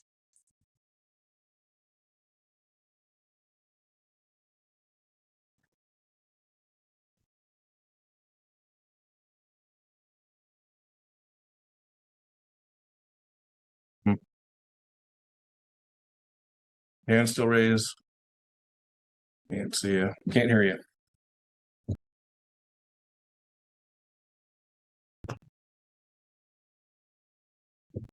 Is there a chat, Melissa? No, there's not. Okay. They have to unmute on their end. We've unmuted.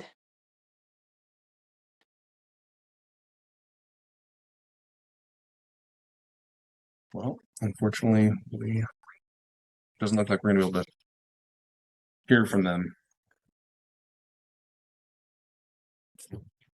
Okay, well, thank you. So for the record, we did meet with EKI one time. Neither of the people that are saying that were part of that meeting, so I don't know if the communication ever crossed, those paths ever crossed. To my knowledge, we never had a request for a meeting after we provided information, so I can't help in that, clarifying that, but if we want to talk after the meeting, I'm happy to talk more and provide whatever information you're still looking for. There is time, obviously, this year for ECAD to work with you in the county on that. It's obviously a non-district east concern. Again, starting small, so I am pretty confident in my mind. I'm confident that we're not overshooting. So hopefully we have time. We do have time, and we will refine it and see what that number actually is. But we'll start here because we need to start somewhere. So with the motion on the floor and the second, and the close of public comment, we will move to a vote. All those in favor signify by saying aye. Aye. Okay. Any opposed? Motion carries. Thank you very much. Looking forward to getting this going. I'm happy we met this deadline, and looking forward to keeping on moving. Okay, I'm also excited to be able to report this progress to DWR. So item number 10 is the 2025 water year annual schedule, annual report schedule rather. So Liz is going to help provide an update on that, kind of what the plan is moving forward. We're going to have a couple special meetings, so to get this approved as we have in the past. So Liz, Yes. Hi, everyone. Thank you for having me. Can you see and hear me clearly? yes. And Liz is our consultant from Todd Groundwater. Hi. And can you see the presentation that I'm sharing? Yes, we can. Yeah. Thank you. Good. Great. Well, thanks everyone. Thank you for having me. Again, my name is Liz Elliott, Todd Groundwater.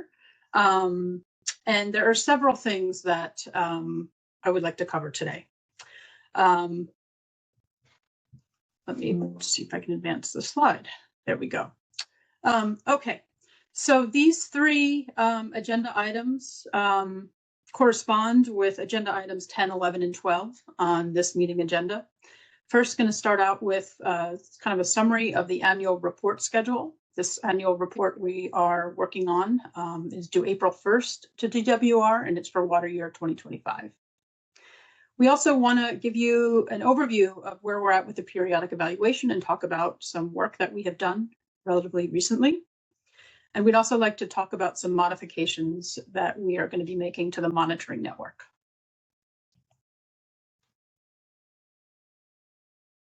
So to start out, the annual report schedule. So you'll see the calendars on the right for February and March have several dates that are circled in different colors. The red circles correspond with different report deadlines, and the green and the blue circles are the scheduled meetings.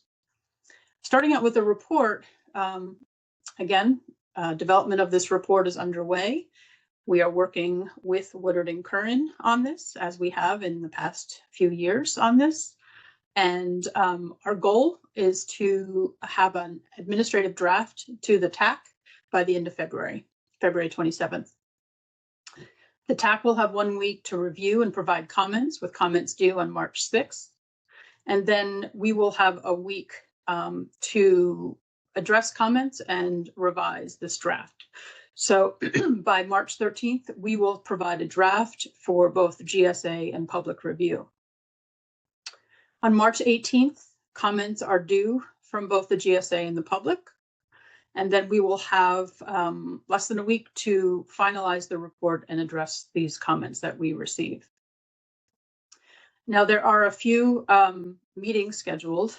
We are having TAC planning committee meetings early February, early March, and end of March. And we are planning 2 public GSA meetings like this one.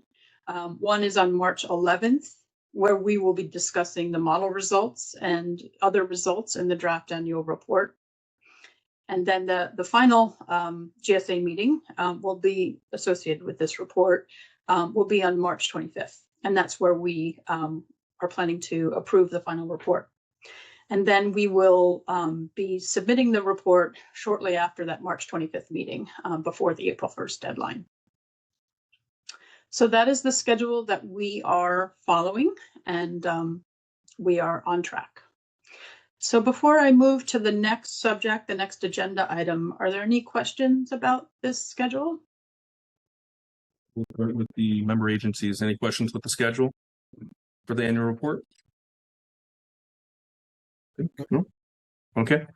We'll open it up to the public for any questions on the annual report. First, I'll go to those in the room.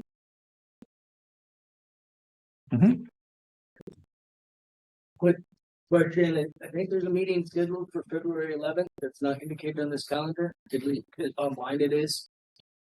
I'm not gonna be nitpicky, but you can clarify. Yeah, I think it's just not shown on here. Okay. Well, I think we are having a GSA meeting, but I think the annual report is just not on the schedule for that meeting, right? Right. So yeah, we do have, that's a good point. It's just not shown on here because we're not taking action as far as and discussing the annual report. Good question. Anyone else in the room? Okay. Stacy on the phone. Yes, thank you so much. I am just wondering if there's any way that we will be able to have a little bit more time to review the comments that are going to be, or excuse me, to provide comments and review between March 13th is a Friday, and then the 18th is that Wednesday. So we were just hoping for a few more days if that's possible. Yeah, this is something we've discussed with the GSA. We are going to do our best to turn around this report after we get comments from the TAC as soon as we can. And so we may be able to get this out to the public before the 13th. And I think that's what we're hoping to do, but we can't promise a specific day right now. And we can report on that at the March 11th GSA meeting. Yeah, essentially no later than the 13th. Yep. It's our goal. Hopefully by the 11th or maybe even sooner, but definitely the 13th. Anyone else? Okay. Thank you, Liz. We move on to item number 11. This is a periodic evaluation overview and progress. Liz has a couple of slides on this as well. Yeah, thank you. So yeah, I wanted to just talk a little bit about the periodic evaluation and plan amendment that is ongoing. We have been working very hard on this the last few months, and just sort of give you a sense of what the approach is. So as you may know, the periodic evaluation is required by STGBA. It is required every 5 years after the GSP is submitted. So our first periodic evaluation is due a year from now, January 2027. And so what the periodic evaluation is a way to step back and review the GSP.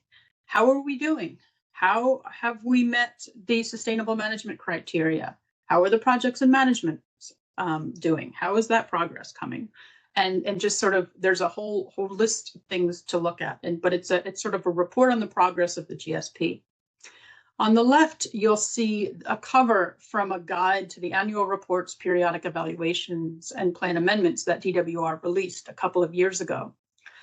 For the periodic evaluation, this is a very, very detailed document, which I'll discuss a little bit more later.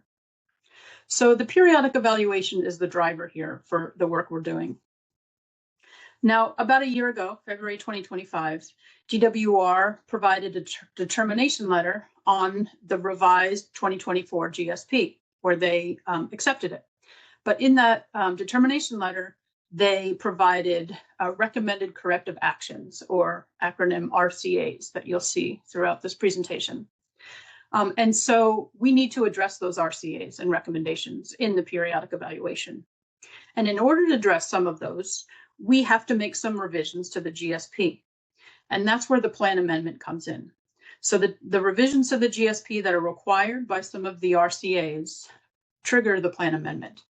And so these three things are all sort of intertwined, and we'll be working, are all interrelated in the work that we're doing. So this is a summary of the recommended corrective actions that was in the February 2025 letter from DWR. There's 6 of them. The first one is to address the chronic lowering of groundwater levels, sustainability indicator. The second is to report on the implementation of projects and management actions. The third is to address the hydrogeologic conceptual model. The fourth pertains to the addressing the degraded water quality sustainability indicator. The fifth has to do with interconnected surface water analysis.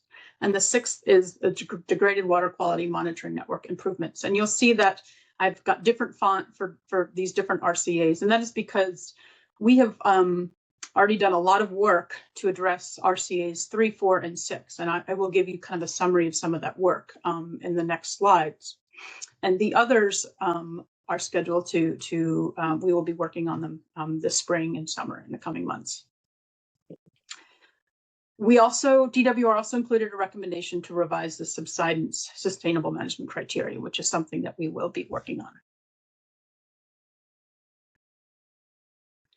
So periodic evaluation.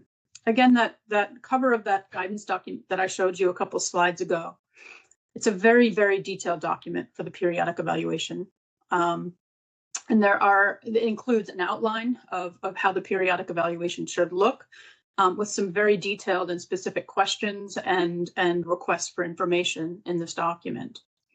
The major sections that are in this outline that we will be addressing are these that I've listed, include an executive summary, a summary of any new information collected since the GSP was submitted in 2022, a summary and a reflection of how groundwater conditions have been relative to the sustainable management criteria, the status of projects and management actions, a summary of the basin setting based on any new information or changes in water use, a discussion of the monitoring networks and whether any changes need to be made to those, summary of GSA authorities and enforcement actions, a summary of outreach, engagement, and coordination with the other agencies. There's a section for other information, general other information.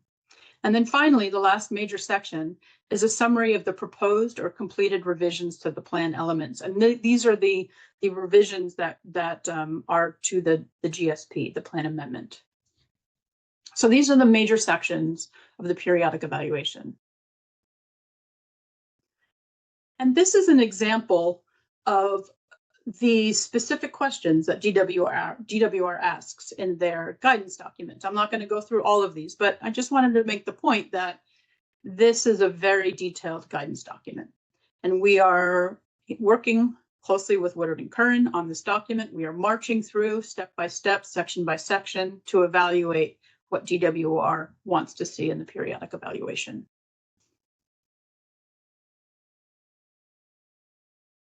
So what do we see as being in the plan amendment?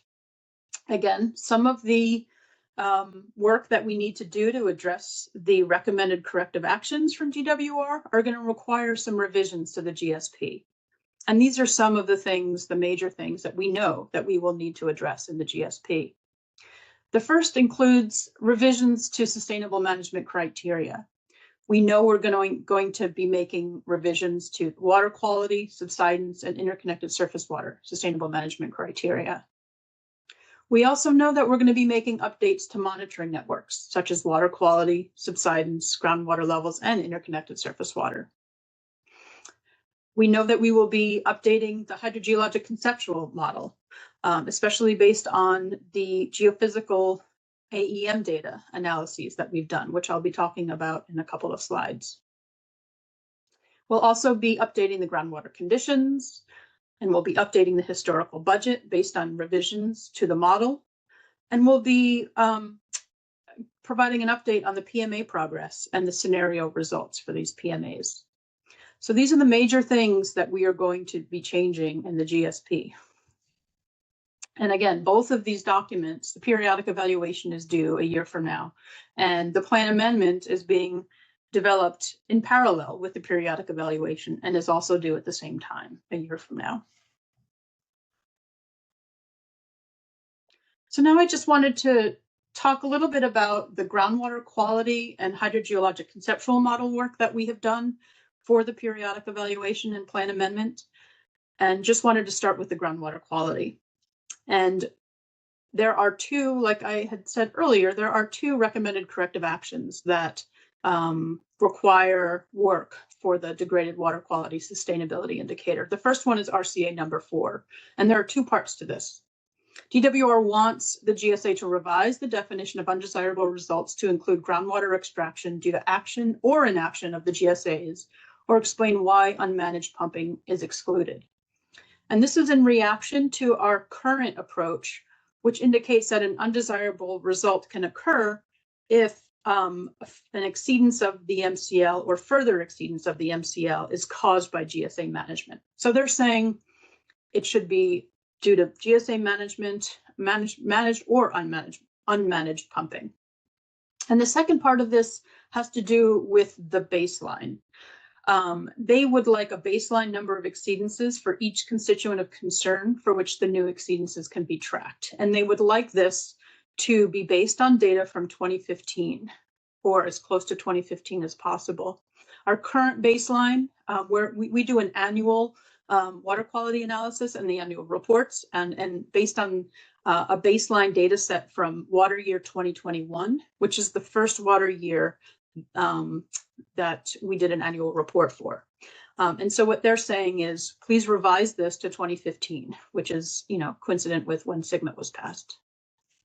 So that's the first RCA having to do with water quality. And the second one has to do with groundwater quality monitoring and the monitoring network. They would like location and monitoring frequency of each monitoring site and include targeted principal aquifer and constituents of concern. So our current monitoring network for water quality includes wells in the Western Subbasin that are either screened in both the Western Upper and Lower, or don't have well construction information. And this is, of course, in addition to many wells that we have that we know are screened in the Western Upper or that we know are screened in the Western Lower. But what they're saying here is we don't want those wells in the network that are either screened in both aquifers or whose well construction we don't know. We want to know exactly what principal aquifer the wells are in that are in the network. And so that is one revision that we are also making to this network. And I will go through some of that work that we've been doing.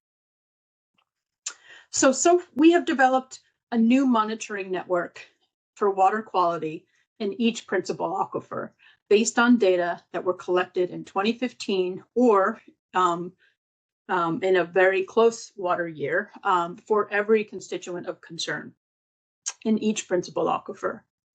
And we have also proposed new definitions for minimum thresholds and undesirable results. And so as we were working through this, we wanted to see how the existing water quality data back to 2016 would fare with these new definitions. And so we did this analysis recently, and I just wanted to show you this. So our proposed definition for minimum thresholds. This is not too different from what we currently have, but the proposed definition are that the MTs are set at the primary or secondary California maximum contaminant level, MCL, or the baseline concentration for each of the 7 constituents of concern, whichever is higher. So what this means is that if the baseline concentration in 2015 is below the MCL, then the MT is the MCL. We don't want that concentration of that contaminant in that well to exceed the MCL if the baseline is below. But if in 2015, that concentration of that constituent exceeded the MCL in 2015, then that becomes the MT. We don't want it to get worse than that. We don't want it to go higher. But the goal there is not to get it below the MT, because SGMA does not require improving conditions from 2015. It just requires not making things worse, right? So our baseline concentration, like I just said, is either the maximum concentration in water year 2015 for each constituent of concern in each of the principal aquifers. And if it was not measured, if, we have 7 different constituents of concern, so not every one was measured at every well in water year 2015, then we looked at another year that was close to that water year. So we have developed the monitoring network for each principal aquifer and each constituent of concern based on this. And then our proposed definition of undesirable results is that undesirable results would occur when, for a given constituent of concern, 33% or more wells in a principal aquifer have a concentration above their MT for 3 water years in a row. And so this is more consistent with the approach for water levels, where we say undesirable results would occur in a particular principal aquifer if there's 33% or more wells that exceed the MT 3 fall events in a row. In this case, it's just 3 water years in a row. But looking at the data, we did see that in some years, we may only have 2 or 3 or 4 wells in a given principal aquifer, especially Western Lower, where we have less wells, that were sampled for a specific constituent of concern. And if in the case of, there only being 3 wells in a given year sampled for that constituent of concern, one of them exceeded the MT, then we're exceeding that threshold. So we thought it would be fair to caveat this definition and say if fewer than 6 wells were sampled in an aquifer in a given water year, then this threshold then jumps to 50%, so that it's less dependent on the concentration of one well. So taking these definitions, the MT definition and the proposed undesirable results definition forward, we wanted to look at how these definitions would fare. And we are not revising our water quality analysis that has been in the last 4 annual reports. That is not the purpose of this. This is just to kind of step back and evaluate how would these definitions fare with the data that have been collected since 2016 for the past 9 years, between 2016 and 2024. And so the next few slides, I'll show you how that looks for each of the principal aquifers. And I won't go through all the numbers, but what you're seeing here is year by year and for each of the 7 constituents of concern, what is the percentage of wells that exceeded the MT for that given year? And on this slide, this is for the Eastern Principal Aquifer. We've highlighted 3 different years, 2 for TCP and 1 for uranium. And so these, the thresholds were met in 2020 and 2023 for 1 through 3 TCP, where we've had 33% or more exceed, and for uranium in 2024. But undesirable results have not occurred because this has not happened 3 years in a row. And this is not to say that we're just going to toss this aside and move on. We're going to look at these wells and look at where this is happening to try to understand why it's happening. But with this proposed definition, this would not be undesirable results. Moving on to the Western Lower Principal Aquifer, using these definitions, the MT and undesirable results definition, we looked at all of the data back between 2016 and 2024 for all the constituents, and we did not have any threshold exceedances.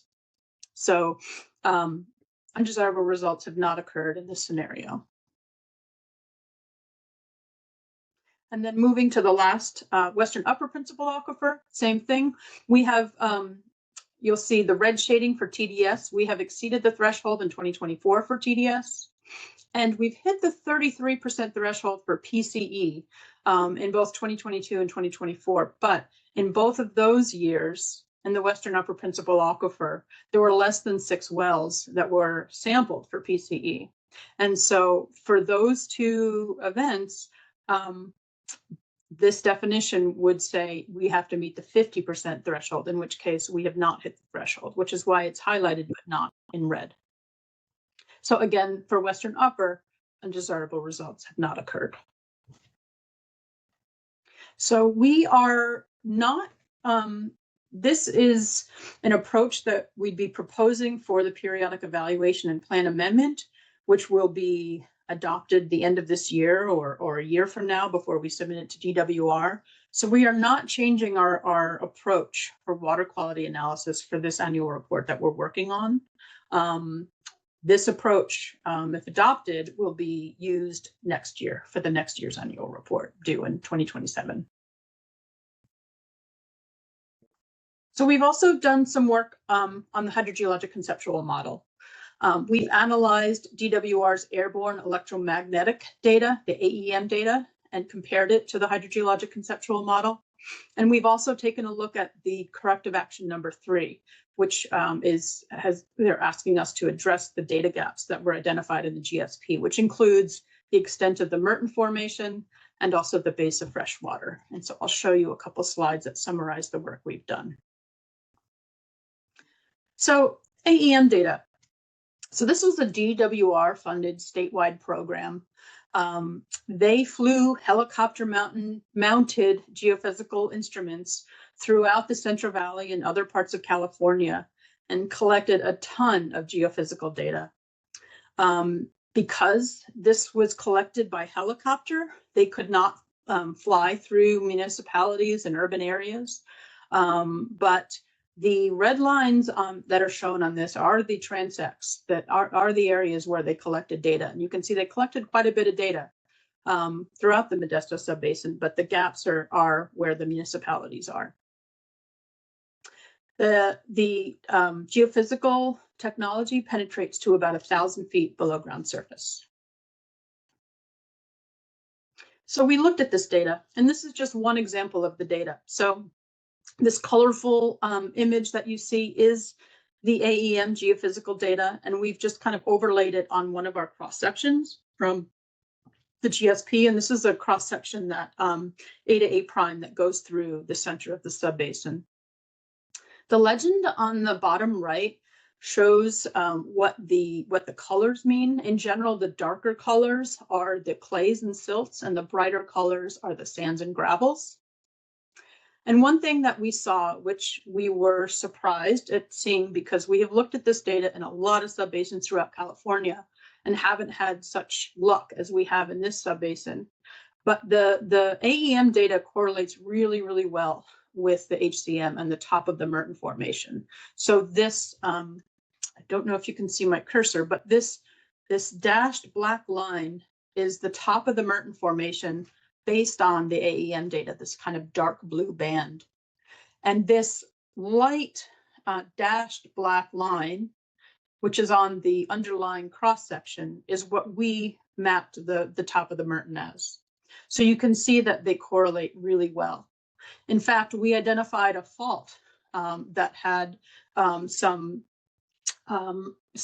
displacement evident in the sediments that we looked at in the logs, and we can actually see this also with the AEM data. So it correlates really, really well, and it's nice to see that. Another thing that we used in addition to the AEM data was we used data from deep oil and gas wells to help us delineate the best base of fresh water. So on the bottom of this figure, there are two things. There's this like purple dash line, which is the base of fresh water based on the AEM profiles. And we had the this blue dash line, which is the base of fresh water based on oil and gas data. And there's a slight difference between those two data sets just based on the TDS of the water. But I think it's important to focus on this purple, this dashed purple line here. This is the base of fresh water that we were able to discern from the AEM data. And now I'm going to go to the next slide and show you how it compares. So again, that purple dash line that I showed you on the previous slide is shown here on this slide. And again, this is a conceptual cross-section that was from the GSP. And on this cross-section, we include the C2VSIM base of fresh water, which is this dashed black line. So the C2VSIM base of fresh water is the base of fresh water elevation in the model. And so what you can see is that those two correspond really, really well, which we were surprised to see because the data, there was a very important paper by the USGS in the early 70s that had base of fresh water information and TDS data. And there was not throughout California and the Central Valley, but there was not a lot of data in the Modesto subbasin. And so we did not have a lot of data about what the base of fresh water was, and which is why we called it a data gap in the GSP, which is why we're looking at it now. But we used the base of fresh water from the model that was developed by DWR as our base of fresh water. And what we're seeing now when we look at the AEM data is that the two correlate very well. So that was nice to see.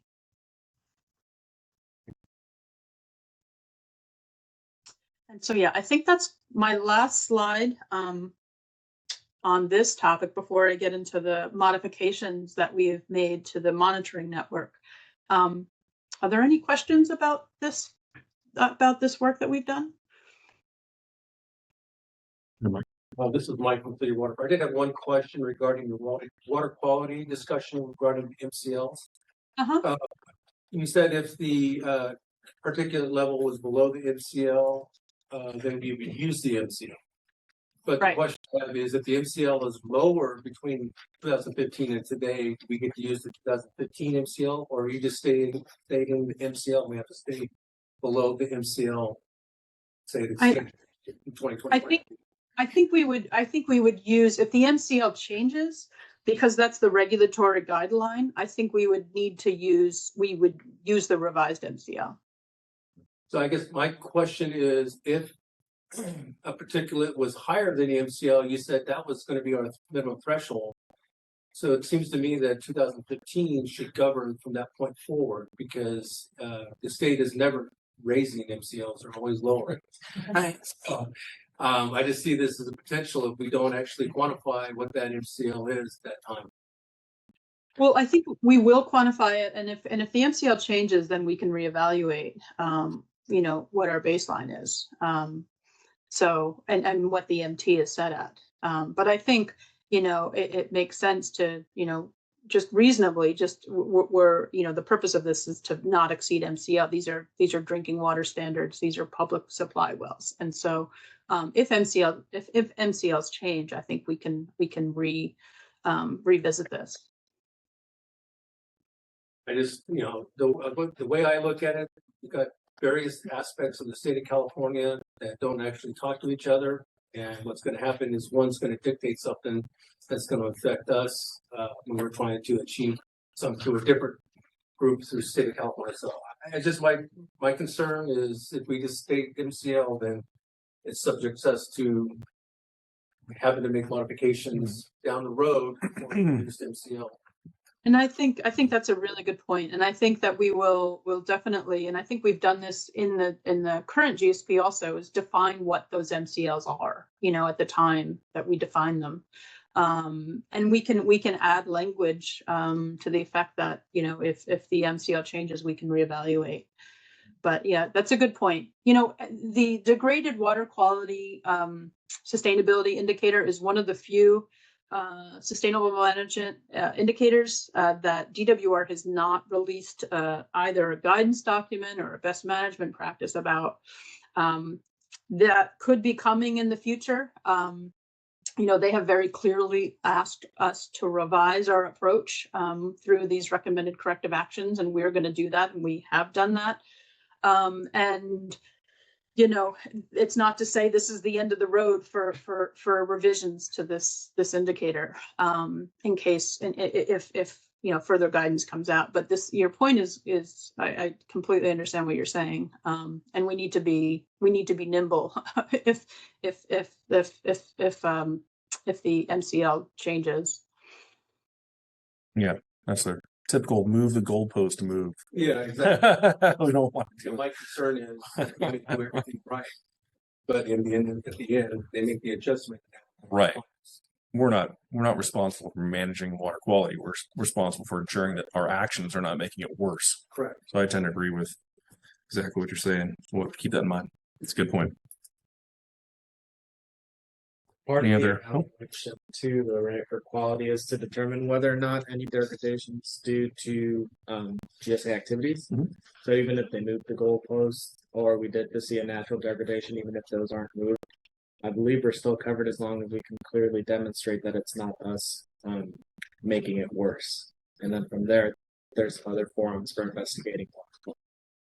Your point's well taken. You never know when eventually they'll bring it into here. As of right now, it's still being kept out, and we're mostly focused on the level side, not the concentration. It's just making sure we don't make it worse. So I just know that for drinking water, for arsenic, it's at 50 for the longest time, and no one had issues. And the state changed it to 10, and then everyone's out of compliance. Yeah, and we don't want our report to say that there's an undesirable result, and then have to say, right, explain that it wasn't because of our management, but now it is shown as an undesirable result. because they moved the goalpost. The MCL is going to be set by the state, below it.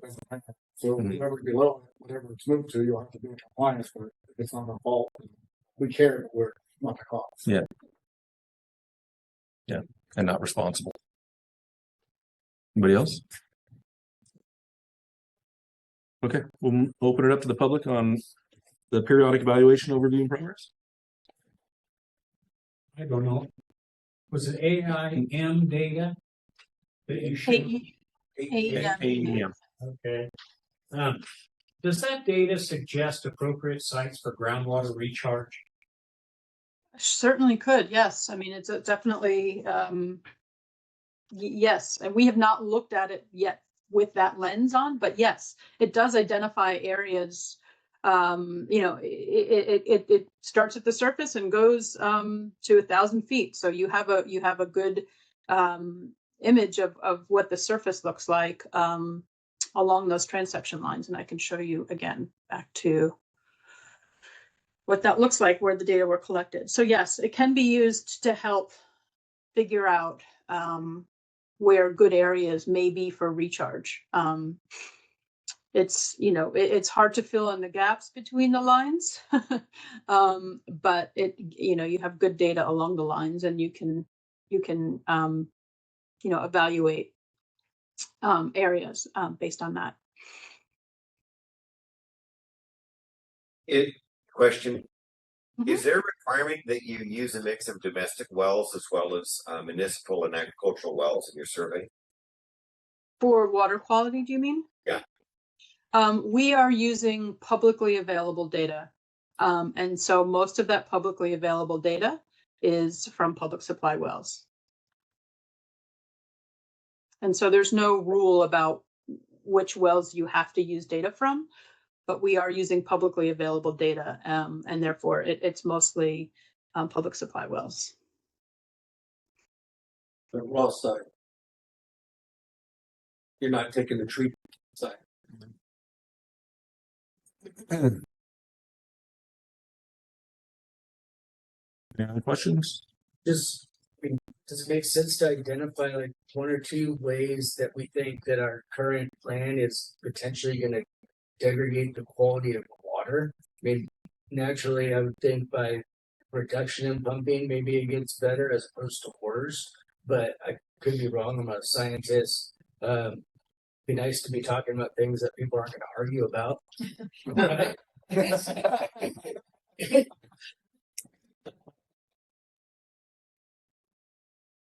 Yeah, I mean, one thing that you also have to think about is if there are existing plumes of contaminants and pumping, and how pumping affects how those plumes move. So I think it's also for water quality. A lot of the the site cleanup sites are under regulatory oversight to begin with, right? They're usually the state water board has purview for those cleanup sites, and so we'll be looking, like I said, if we have exceedances of thresholds in areas where we have a lot of MCL exceedances, we're going to be looking at where that's happening and looking at the wells and trying to understand why this is happening. Regardless of whether we're at the point of undesirable results, we'd like to understand, what's going on. And so I could see scenarios where we are interfacing with, the water board about their cleanup efforts in certain areas, if necessary, because again, it's not the GSA's job to replicate regulatory oversight of water quality cleanup. So.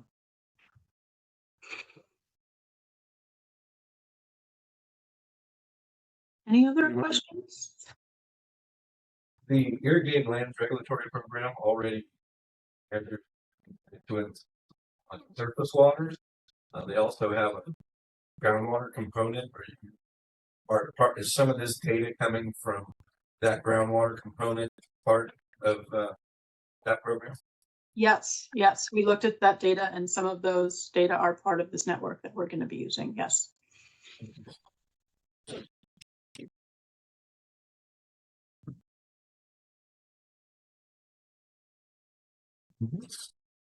Yeah. One more question. I can't pass my 8 minutes. We had two so far. Three more. Very good. Before the Modesto water treatment plant, the groundwater, you can take my word for it, the groundwater in the Modesto city area was getting pretty concentrated and had a number of different water quality defects. Since the water supply from Modesto has gone to about half well water, half surface water, those water quality defects have minimized, gone down. The water quality has gotten better. In general, can we say that less pumping and more surface water in the Modesto city use is going to improve groundwater in the basin?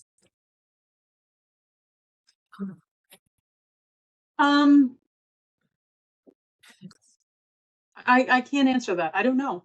I think it really depends. I think, you know, I think it depends on the constituent of concern. A lot of, there's a mix of our list of constituents of concern include a mix of natural contaminants or constituents and anthropogenic.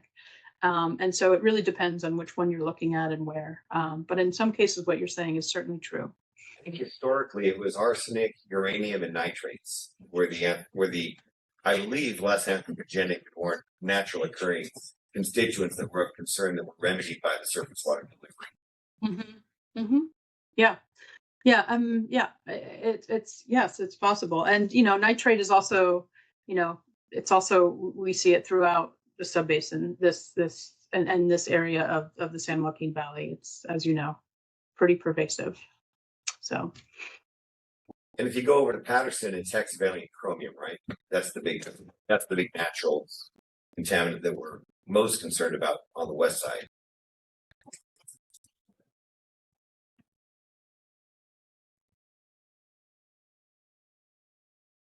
Maybe outsider knowledge. Yeah, I'm not that familiar with Patterson, but But that is a problem in the base. I believe you. Not in the basin, but it's in Stanislaus County, but it's not in the Modesto Basin. Yeah. Okay. Nobody on the phone with their hand up, so go ahead. Let's proceed to item number 12. This is the monitoring network modifications. Yes. Okay. Just a few more slides. Thank you for hanging in with me.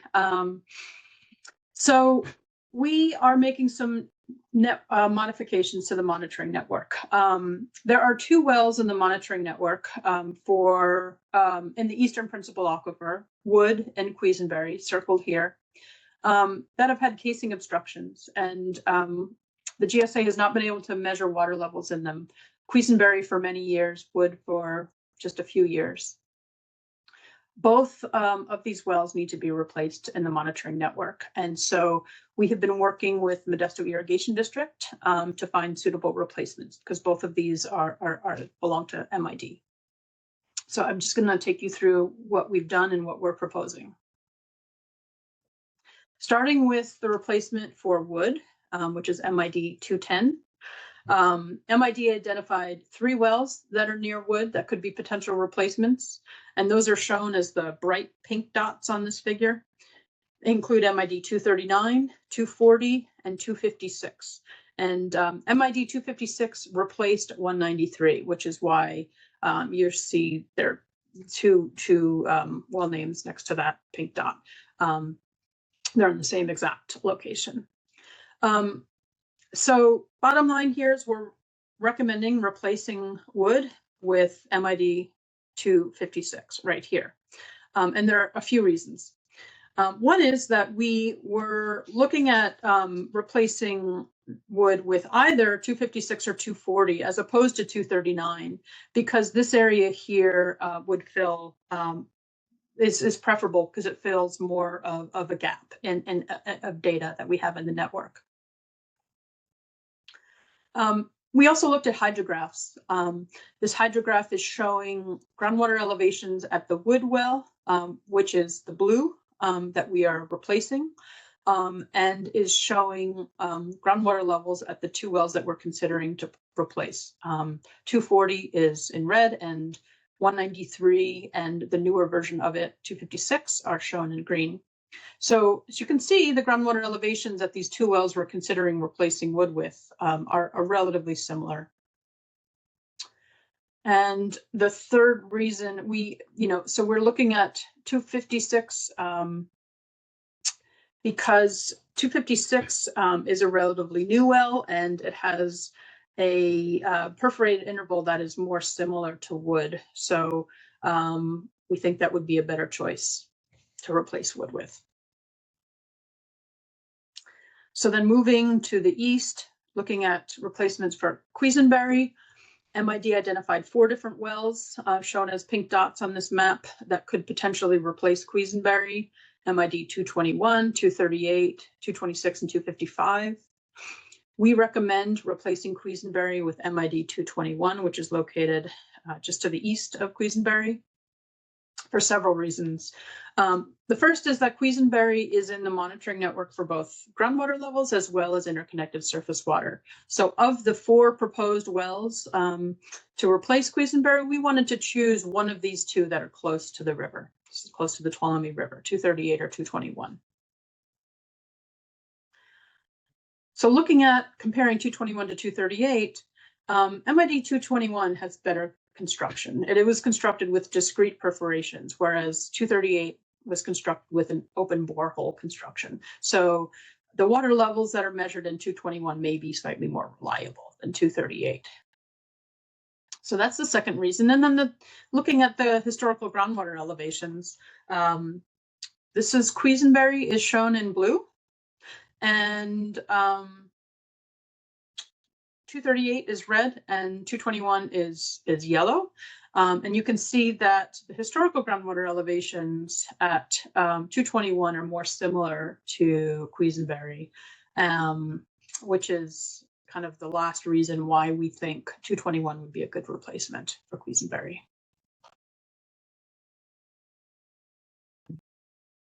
So we also were looking at 255 and 226, and we realized, hey, one of these 2 wells would be a good addition to the monitoring network. They are just west of the reservoir. They're in an area of the subbasin where we don't have a lot of data.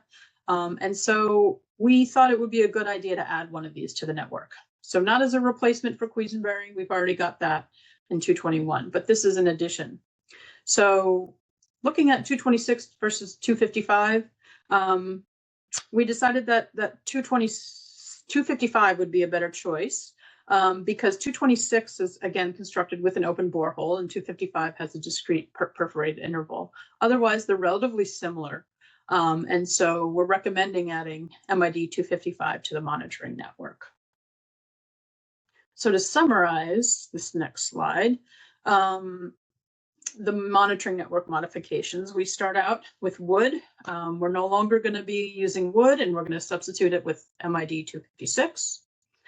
And we're no longer using Quisenberry, and we're going to measure water levels in MID 221 as a replacement in both the monitoring network for interconnected surface water and groundwater levels. And then we're proposing to add 255, which is bird. So these 3, 2 replacements and 1 addition, this would go into effect in the next monitoring event, which is our spring event, which is usually happens at the end of February, early March, right before irrigation season begins. This will carry forward from there. So that is all I have. Are there any questions about that?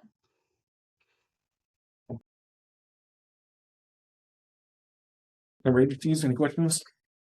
Added comments. When we looked at Quisenberry, we knew that was kind of a weak point for us. Then we wanted to demonstrate that we've been proactive rather than it being unaddressed for some time. MID still plans on making modifications to it or repairs to it, but in the interim, at least it's showing that we're looking at alternative sites. With this working with Liz, I think this worked out pretty well.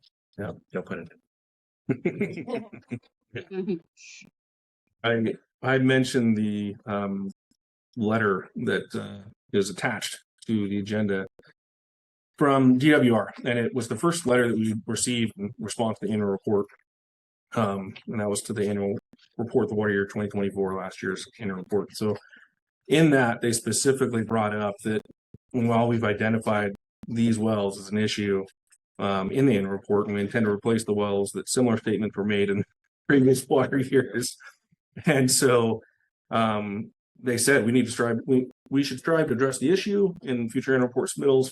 Failure to address the issues flagged within the annual report may warrant the department to formally request additional information from future annual reports. So it's important that we address this now, and it's going to be important that we also speak to it in the GSP. The last paragraph of that letter talks about how the department anticipates conducting a review of the GSP implementation as part of its periodic review of the GSP, which in contrast to annual report reviews consider only a single year. The periodic evaluation and collective annual reports provide the department with numerous years of reporting data to better assess trends, issues, or conditions of concern in the basin, and whether the GSP implementation remains on track to achieve sustainability. So just speaking to some of the comments earlier, that letter is a really good indication of what they're looking for and what they're doing, and how it speaks to how important this effort is.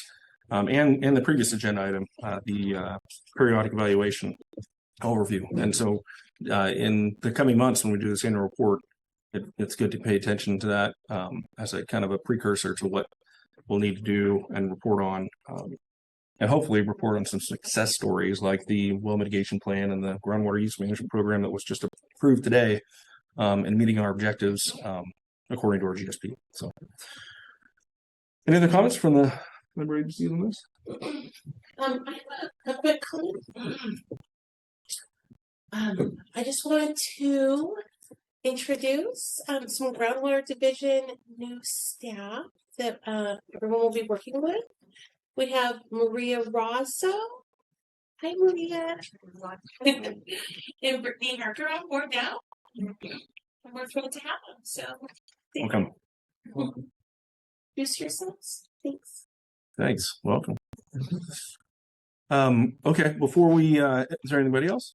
Okay, I want to give the audience or the public a chance to comment on this. I've got one hand online. We'll start in the room if there's, yep. Have the fall 25 groundwater elevations been published yet? The fall 2025 groundwater elevations are on the Sigma portal. Yes, so they are publicly available. We have not yet discussed them at a public meeting though. Yes, yet. But we're working on getting some together to be able to report out on those soon, right, Liz? Yeah. Thank you. Would have been a lot for this agenda. But we'll be coming back with those soon. And we will be collecting spring levels around March 1st, roughly. So, is any other comments? Yeah, just for clarification, when the well says MID 256, but then has somebody's name next to it, does that mean it's a private well? No, it's usually just an indicator of the name of or something. So I was going to ask about accessibility and stuff like that, or agreements, but it's still controlled by MID, so that's not an issue, or OID. Thank you. Yeah. I think, no, I can't see any on that list. We do have a couple wells there, private wells that we have agreements with the landowners to sound on an annual basis, or biannual basis rather. But you guys pay for that? No, they voluntarily provided it. Yeah, shocker. Huh? Yes. Yeah. Anybody else on item 12, monitoring network modifications? Okay, Ethan on the phone. Yep. Ethan Andrews with Provo and Pritchard. Thanks, Liz, for the presentation. It's hard to tell from the map, but it looks like Quisenberry 223. That's a non-district east representative site, correct? No, that's an MID. That's MID's well, and it's within their jurisdiction technically. But we're not separating out wells. It's in the Eastern Principal Aquifer. Yeah. Scroll. Okay. Can you scroll up a couple slides, Liz? That it actually zooms into that location. There we go. So you can see that where it is. The green is the. I mean, this shows that it's between. I'm not sure how accurate this. I mean, my understanding, maybe Jesse, you can confirm, is that this is within MID jurisdiction. It is an MID well, but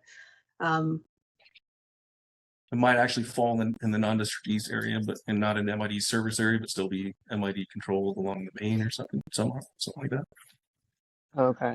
I guess I'm just wanting to make sure that all, if we're replacing if that is MID management area and we're replacing it with an MID management area well, so it's a 1-for-1 exchange there. But if we're removing a well from the non-district east and replacing it with additional coverage in the MID management area, just want to make sure that we have adequate coverage in all management areas to help with the action plan implementation. Yeah, and again, our definition of undesirable results and MT thresholds are not based on management area; they're based on principal aquifer. So it's really coverage in that vicinity rather than a specific management area anyway. And we're going to have, it's a good point because we're going to have this conversation come up when we start talking about where to install monitoring wells. And if this well happens to be in non-district east, is it only paid for by the non-district east, or is it paid for by MID and and the non-district east, or is it paid for by the GSA? And so those are the kinds of things we're going to be grappling with, because we really need coverage as a whole. As a GSA, we need coverage across the basin for a variety of reasons, and different aquifers, and to monitor interconnected surface waters, et cetera. So we'll be having that conversation. It's a good point, and we'll continue that at a future date for sure. Yeah, it sounds good. And then, I think it helps to show by management area too, just for accountability purposes, since most of the subbasin covers the eastern aquifer, just to break it down by management area for accountability purposes. But that's all. Thanks, guys. I think you do in a table in the back of the annual report, don't you, Liz? I think we put it in a table and note where exactly what management area it's located in, if I recall correctly. I don't know if you know off the top of your head, but yeah, I think we do. I think we do identify what management area wells are in. Yeah. But we, again, for the undesirable results definition, it's based on aquifer.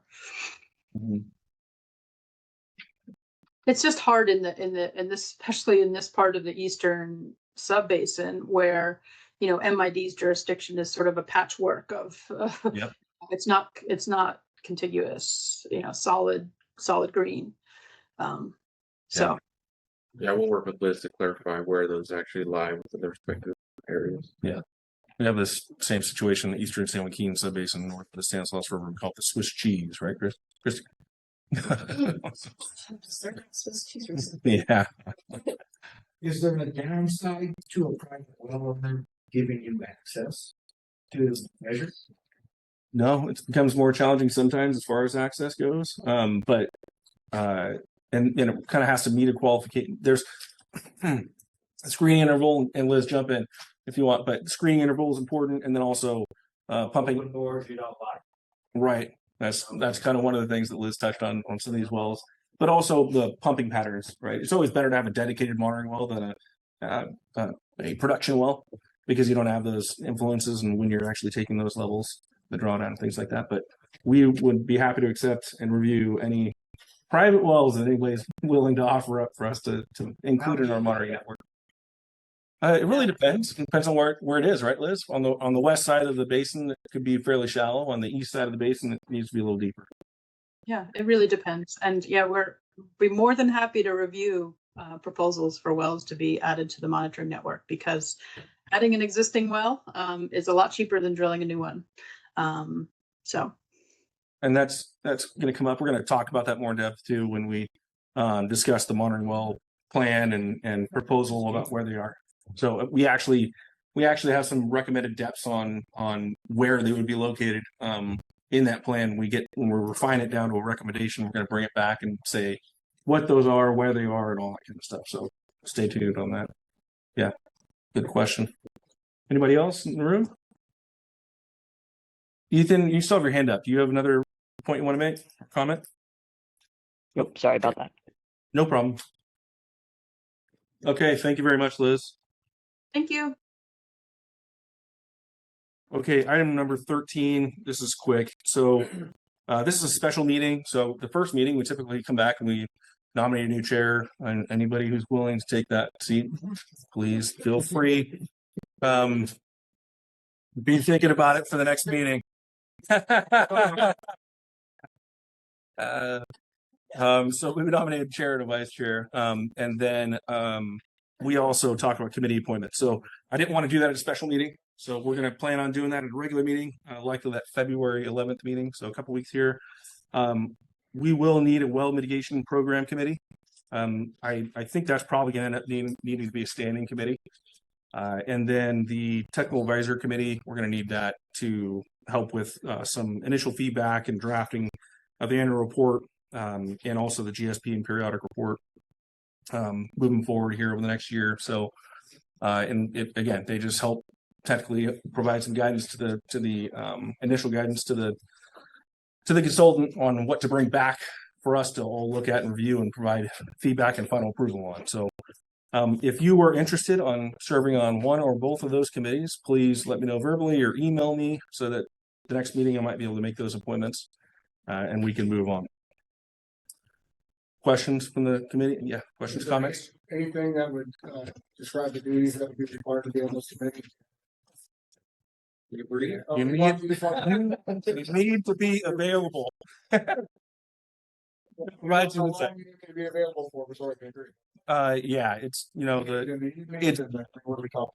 work with you. Yeah, we'll figure it out. And we try to, that's why one of the, it's hard to know. We don't have standing meetings because so for the well mitigation program, even, it's going to depend on how many, claims we get.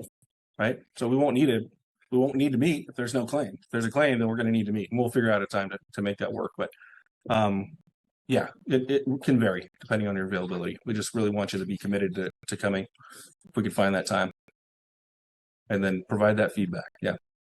Input. Anybody else? Nope.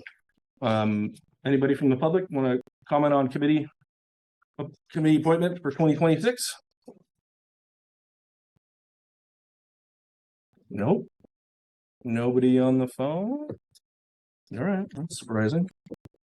Okay, we'll move on to item number 14. The next meeting, like I said, is February 11th, scheduled for 1:30. You can attend here at Oakdale Irrigation District or call in on Zoom. Comments from the member agencies here? Public input on the next meeting date? All right, thank you. Item number 15, committee comments and reports. Okay, I have a couple things. Start out.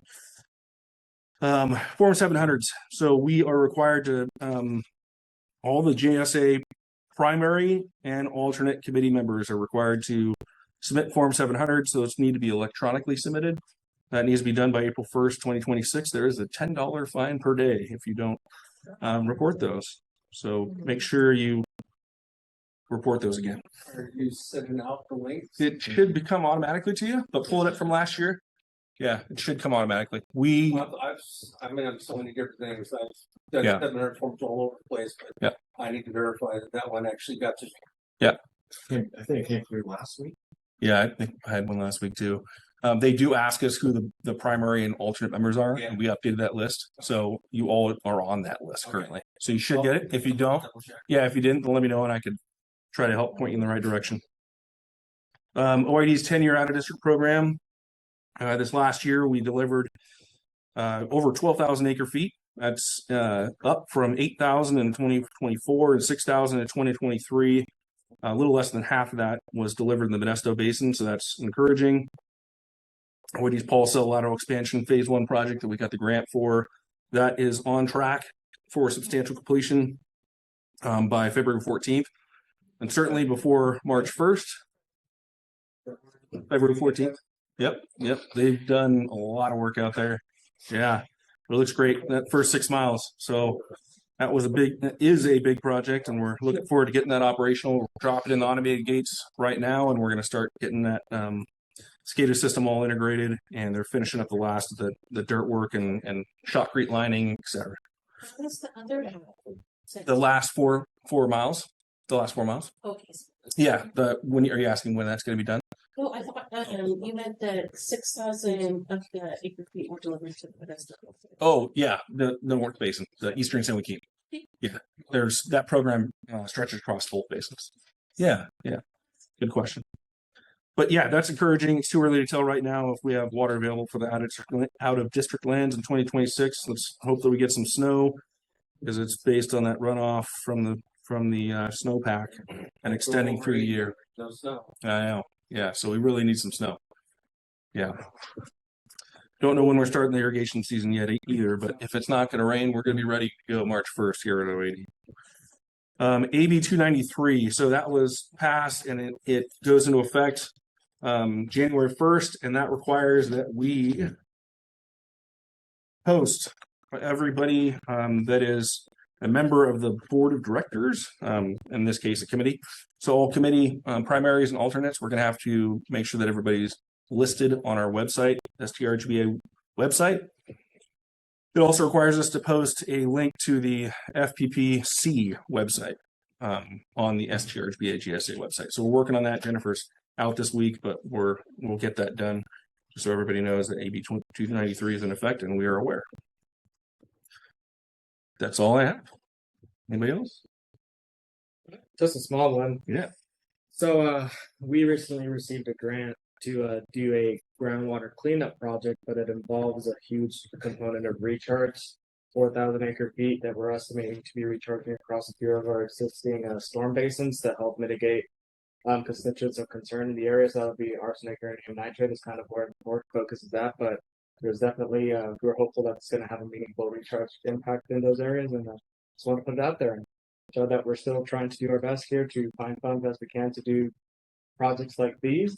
And as developments coming in, keeping in mind all the efforts and focus on recharge, as these neighborhoods and commercial areas that keep wanting to build up within our jurisdiction, that we have a huge focus on the recharge component and really shed a light on the opportunities there to continue to help the aquifer as we go from ag to urban in some of these exterior parts of the city.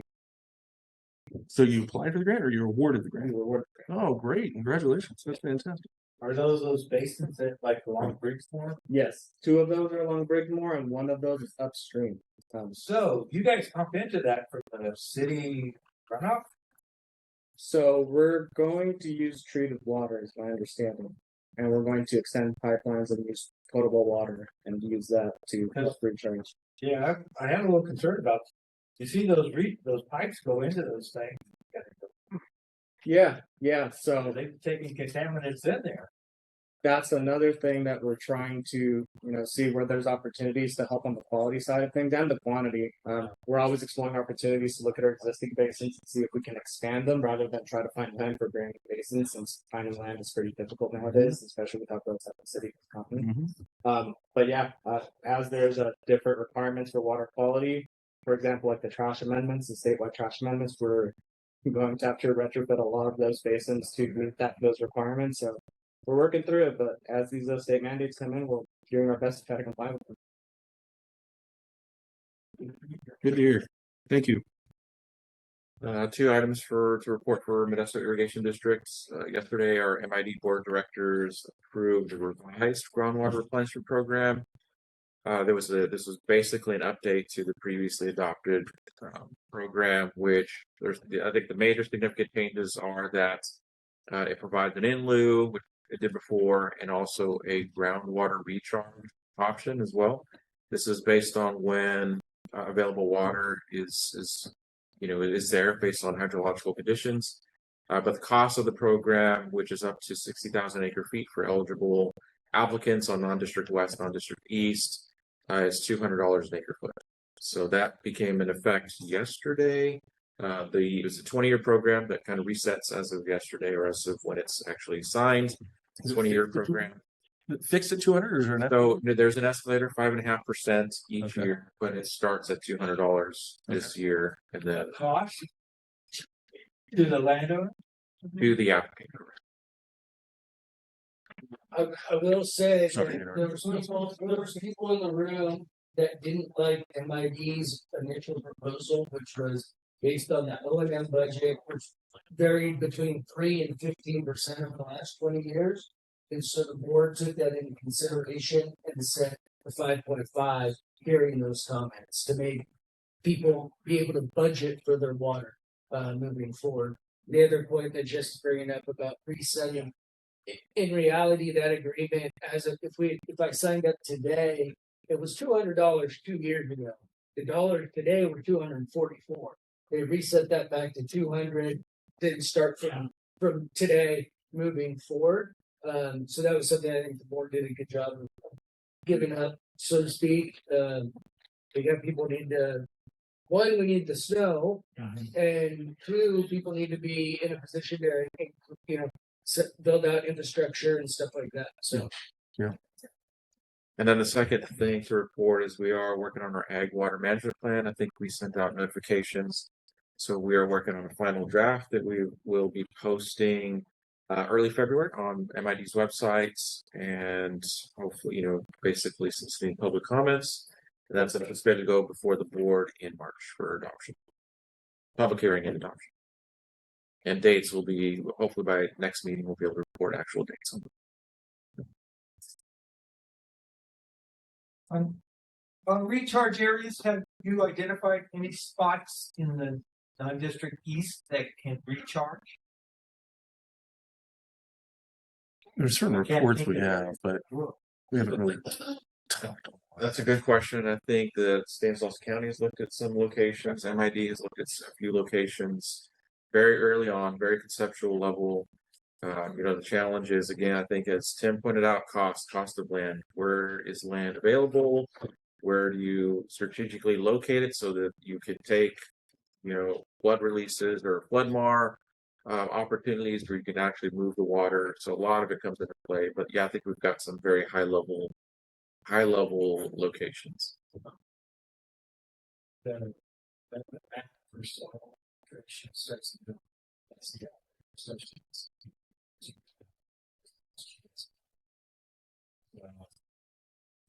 is not existent. There's concrete up there. I know there's areas that have 10 feet of gravel that are like very shallow. That's it comes down to And availability. Anybody else? Okay. Yep, OID's updating our ag water management plan as well. So we're planning on having a presentation at our meeting next Tuesday, the 3rd of February, and then we are anticipating bringing it back for approval our only meeting in March, which is March 3rd. So yeah, thanks for reminding me of that as well. Okay, with that, meeting adjourned at 4:13. Thank you for everybody's participation. Looking forward to moving this forward.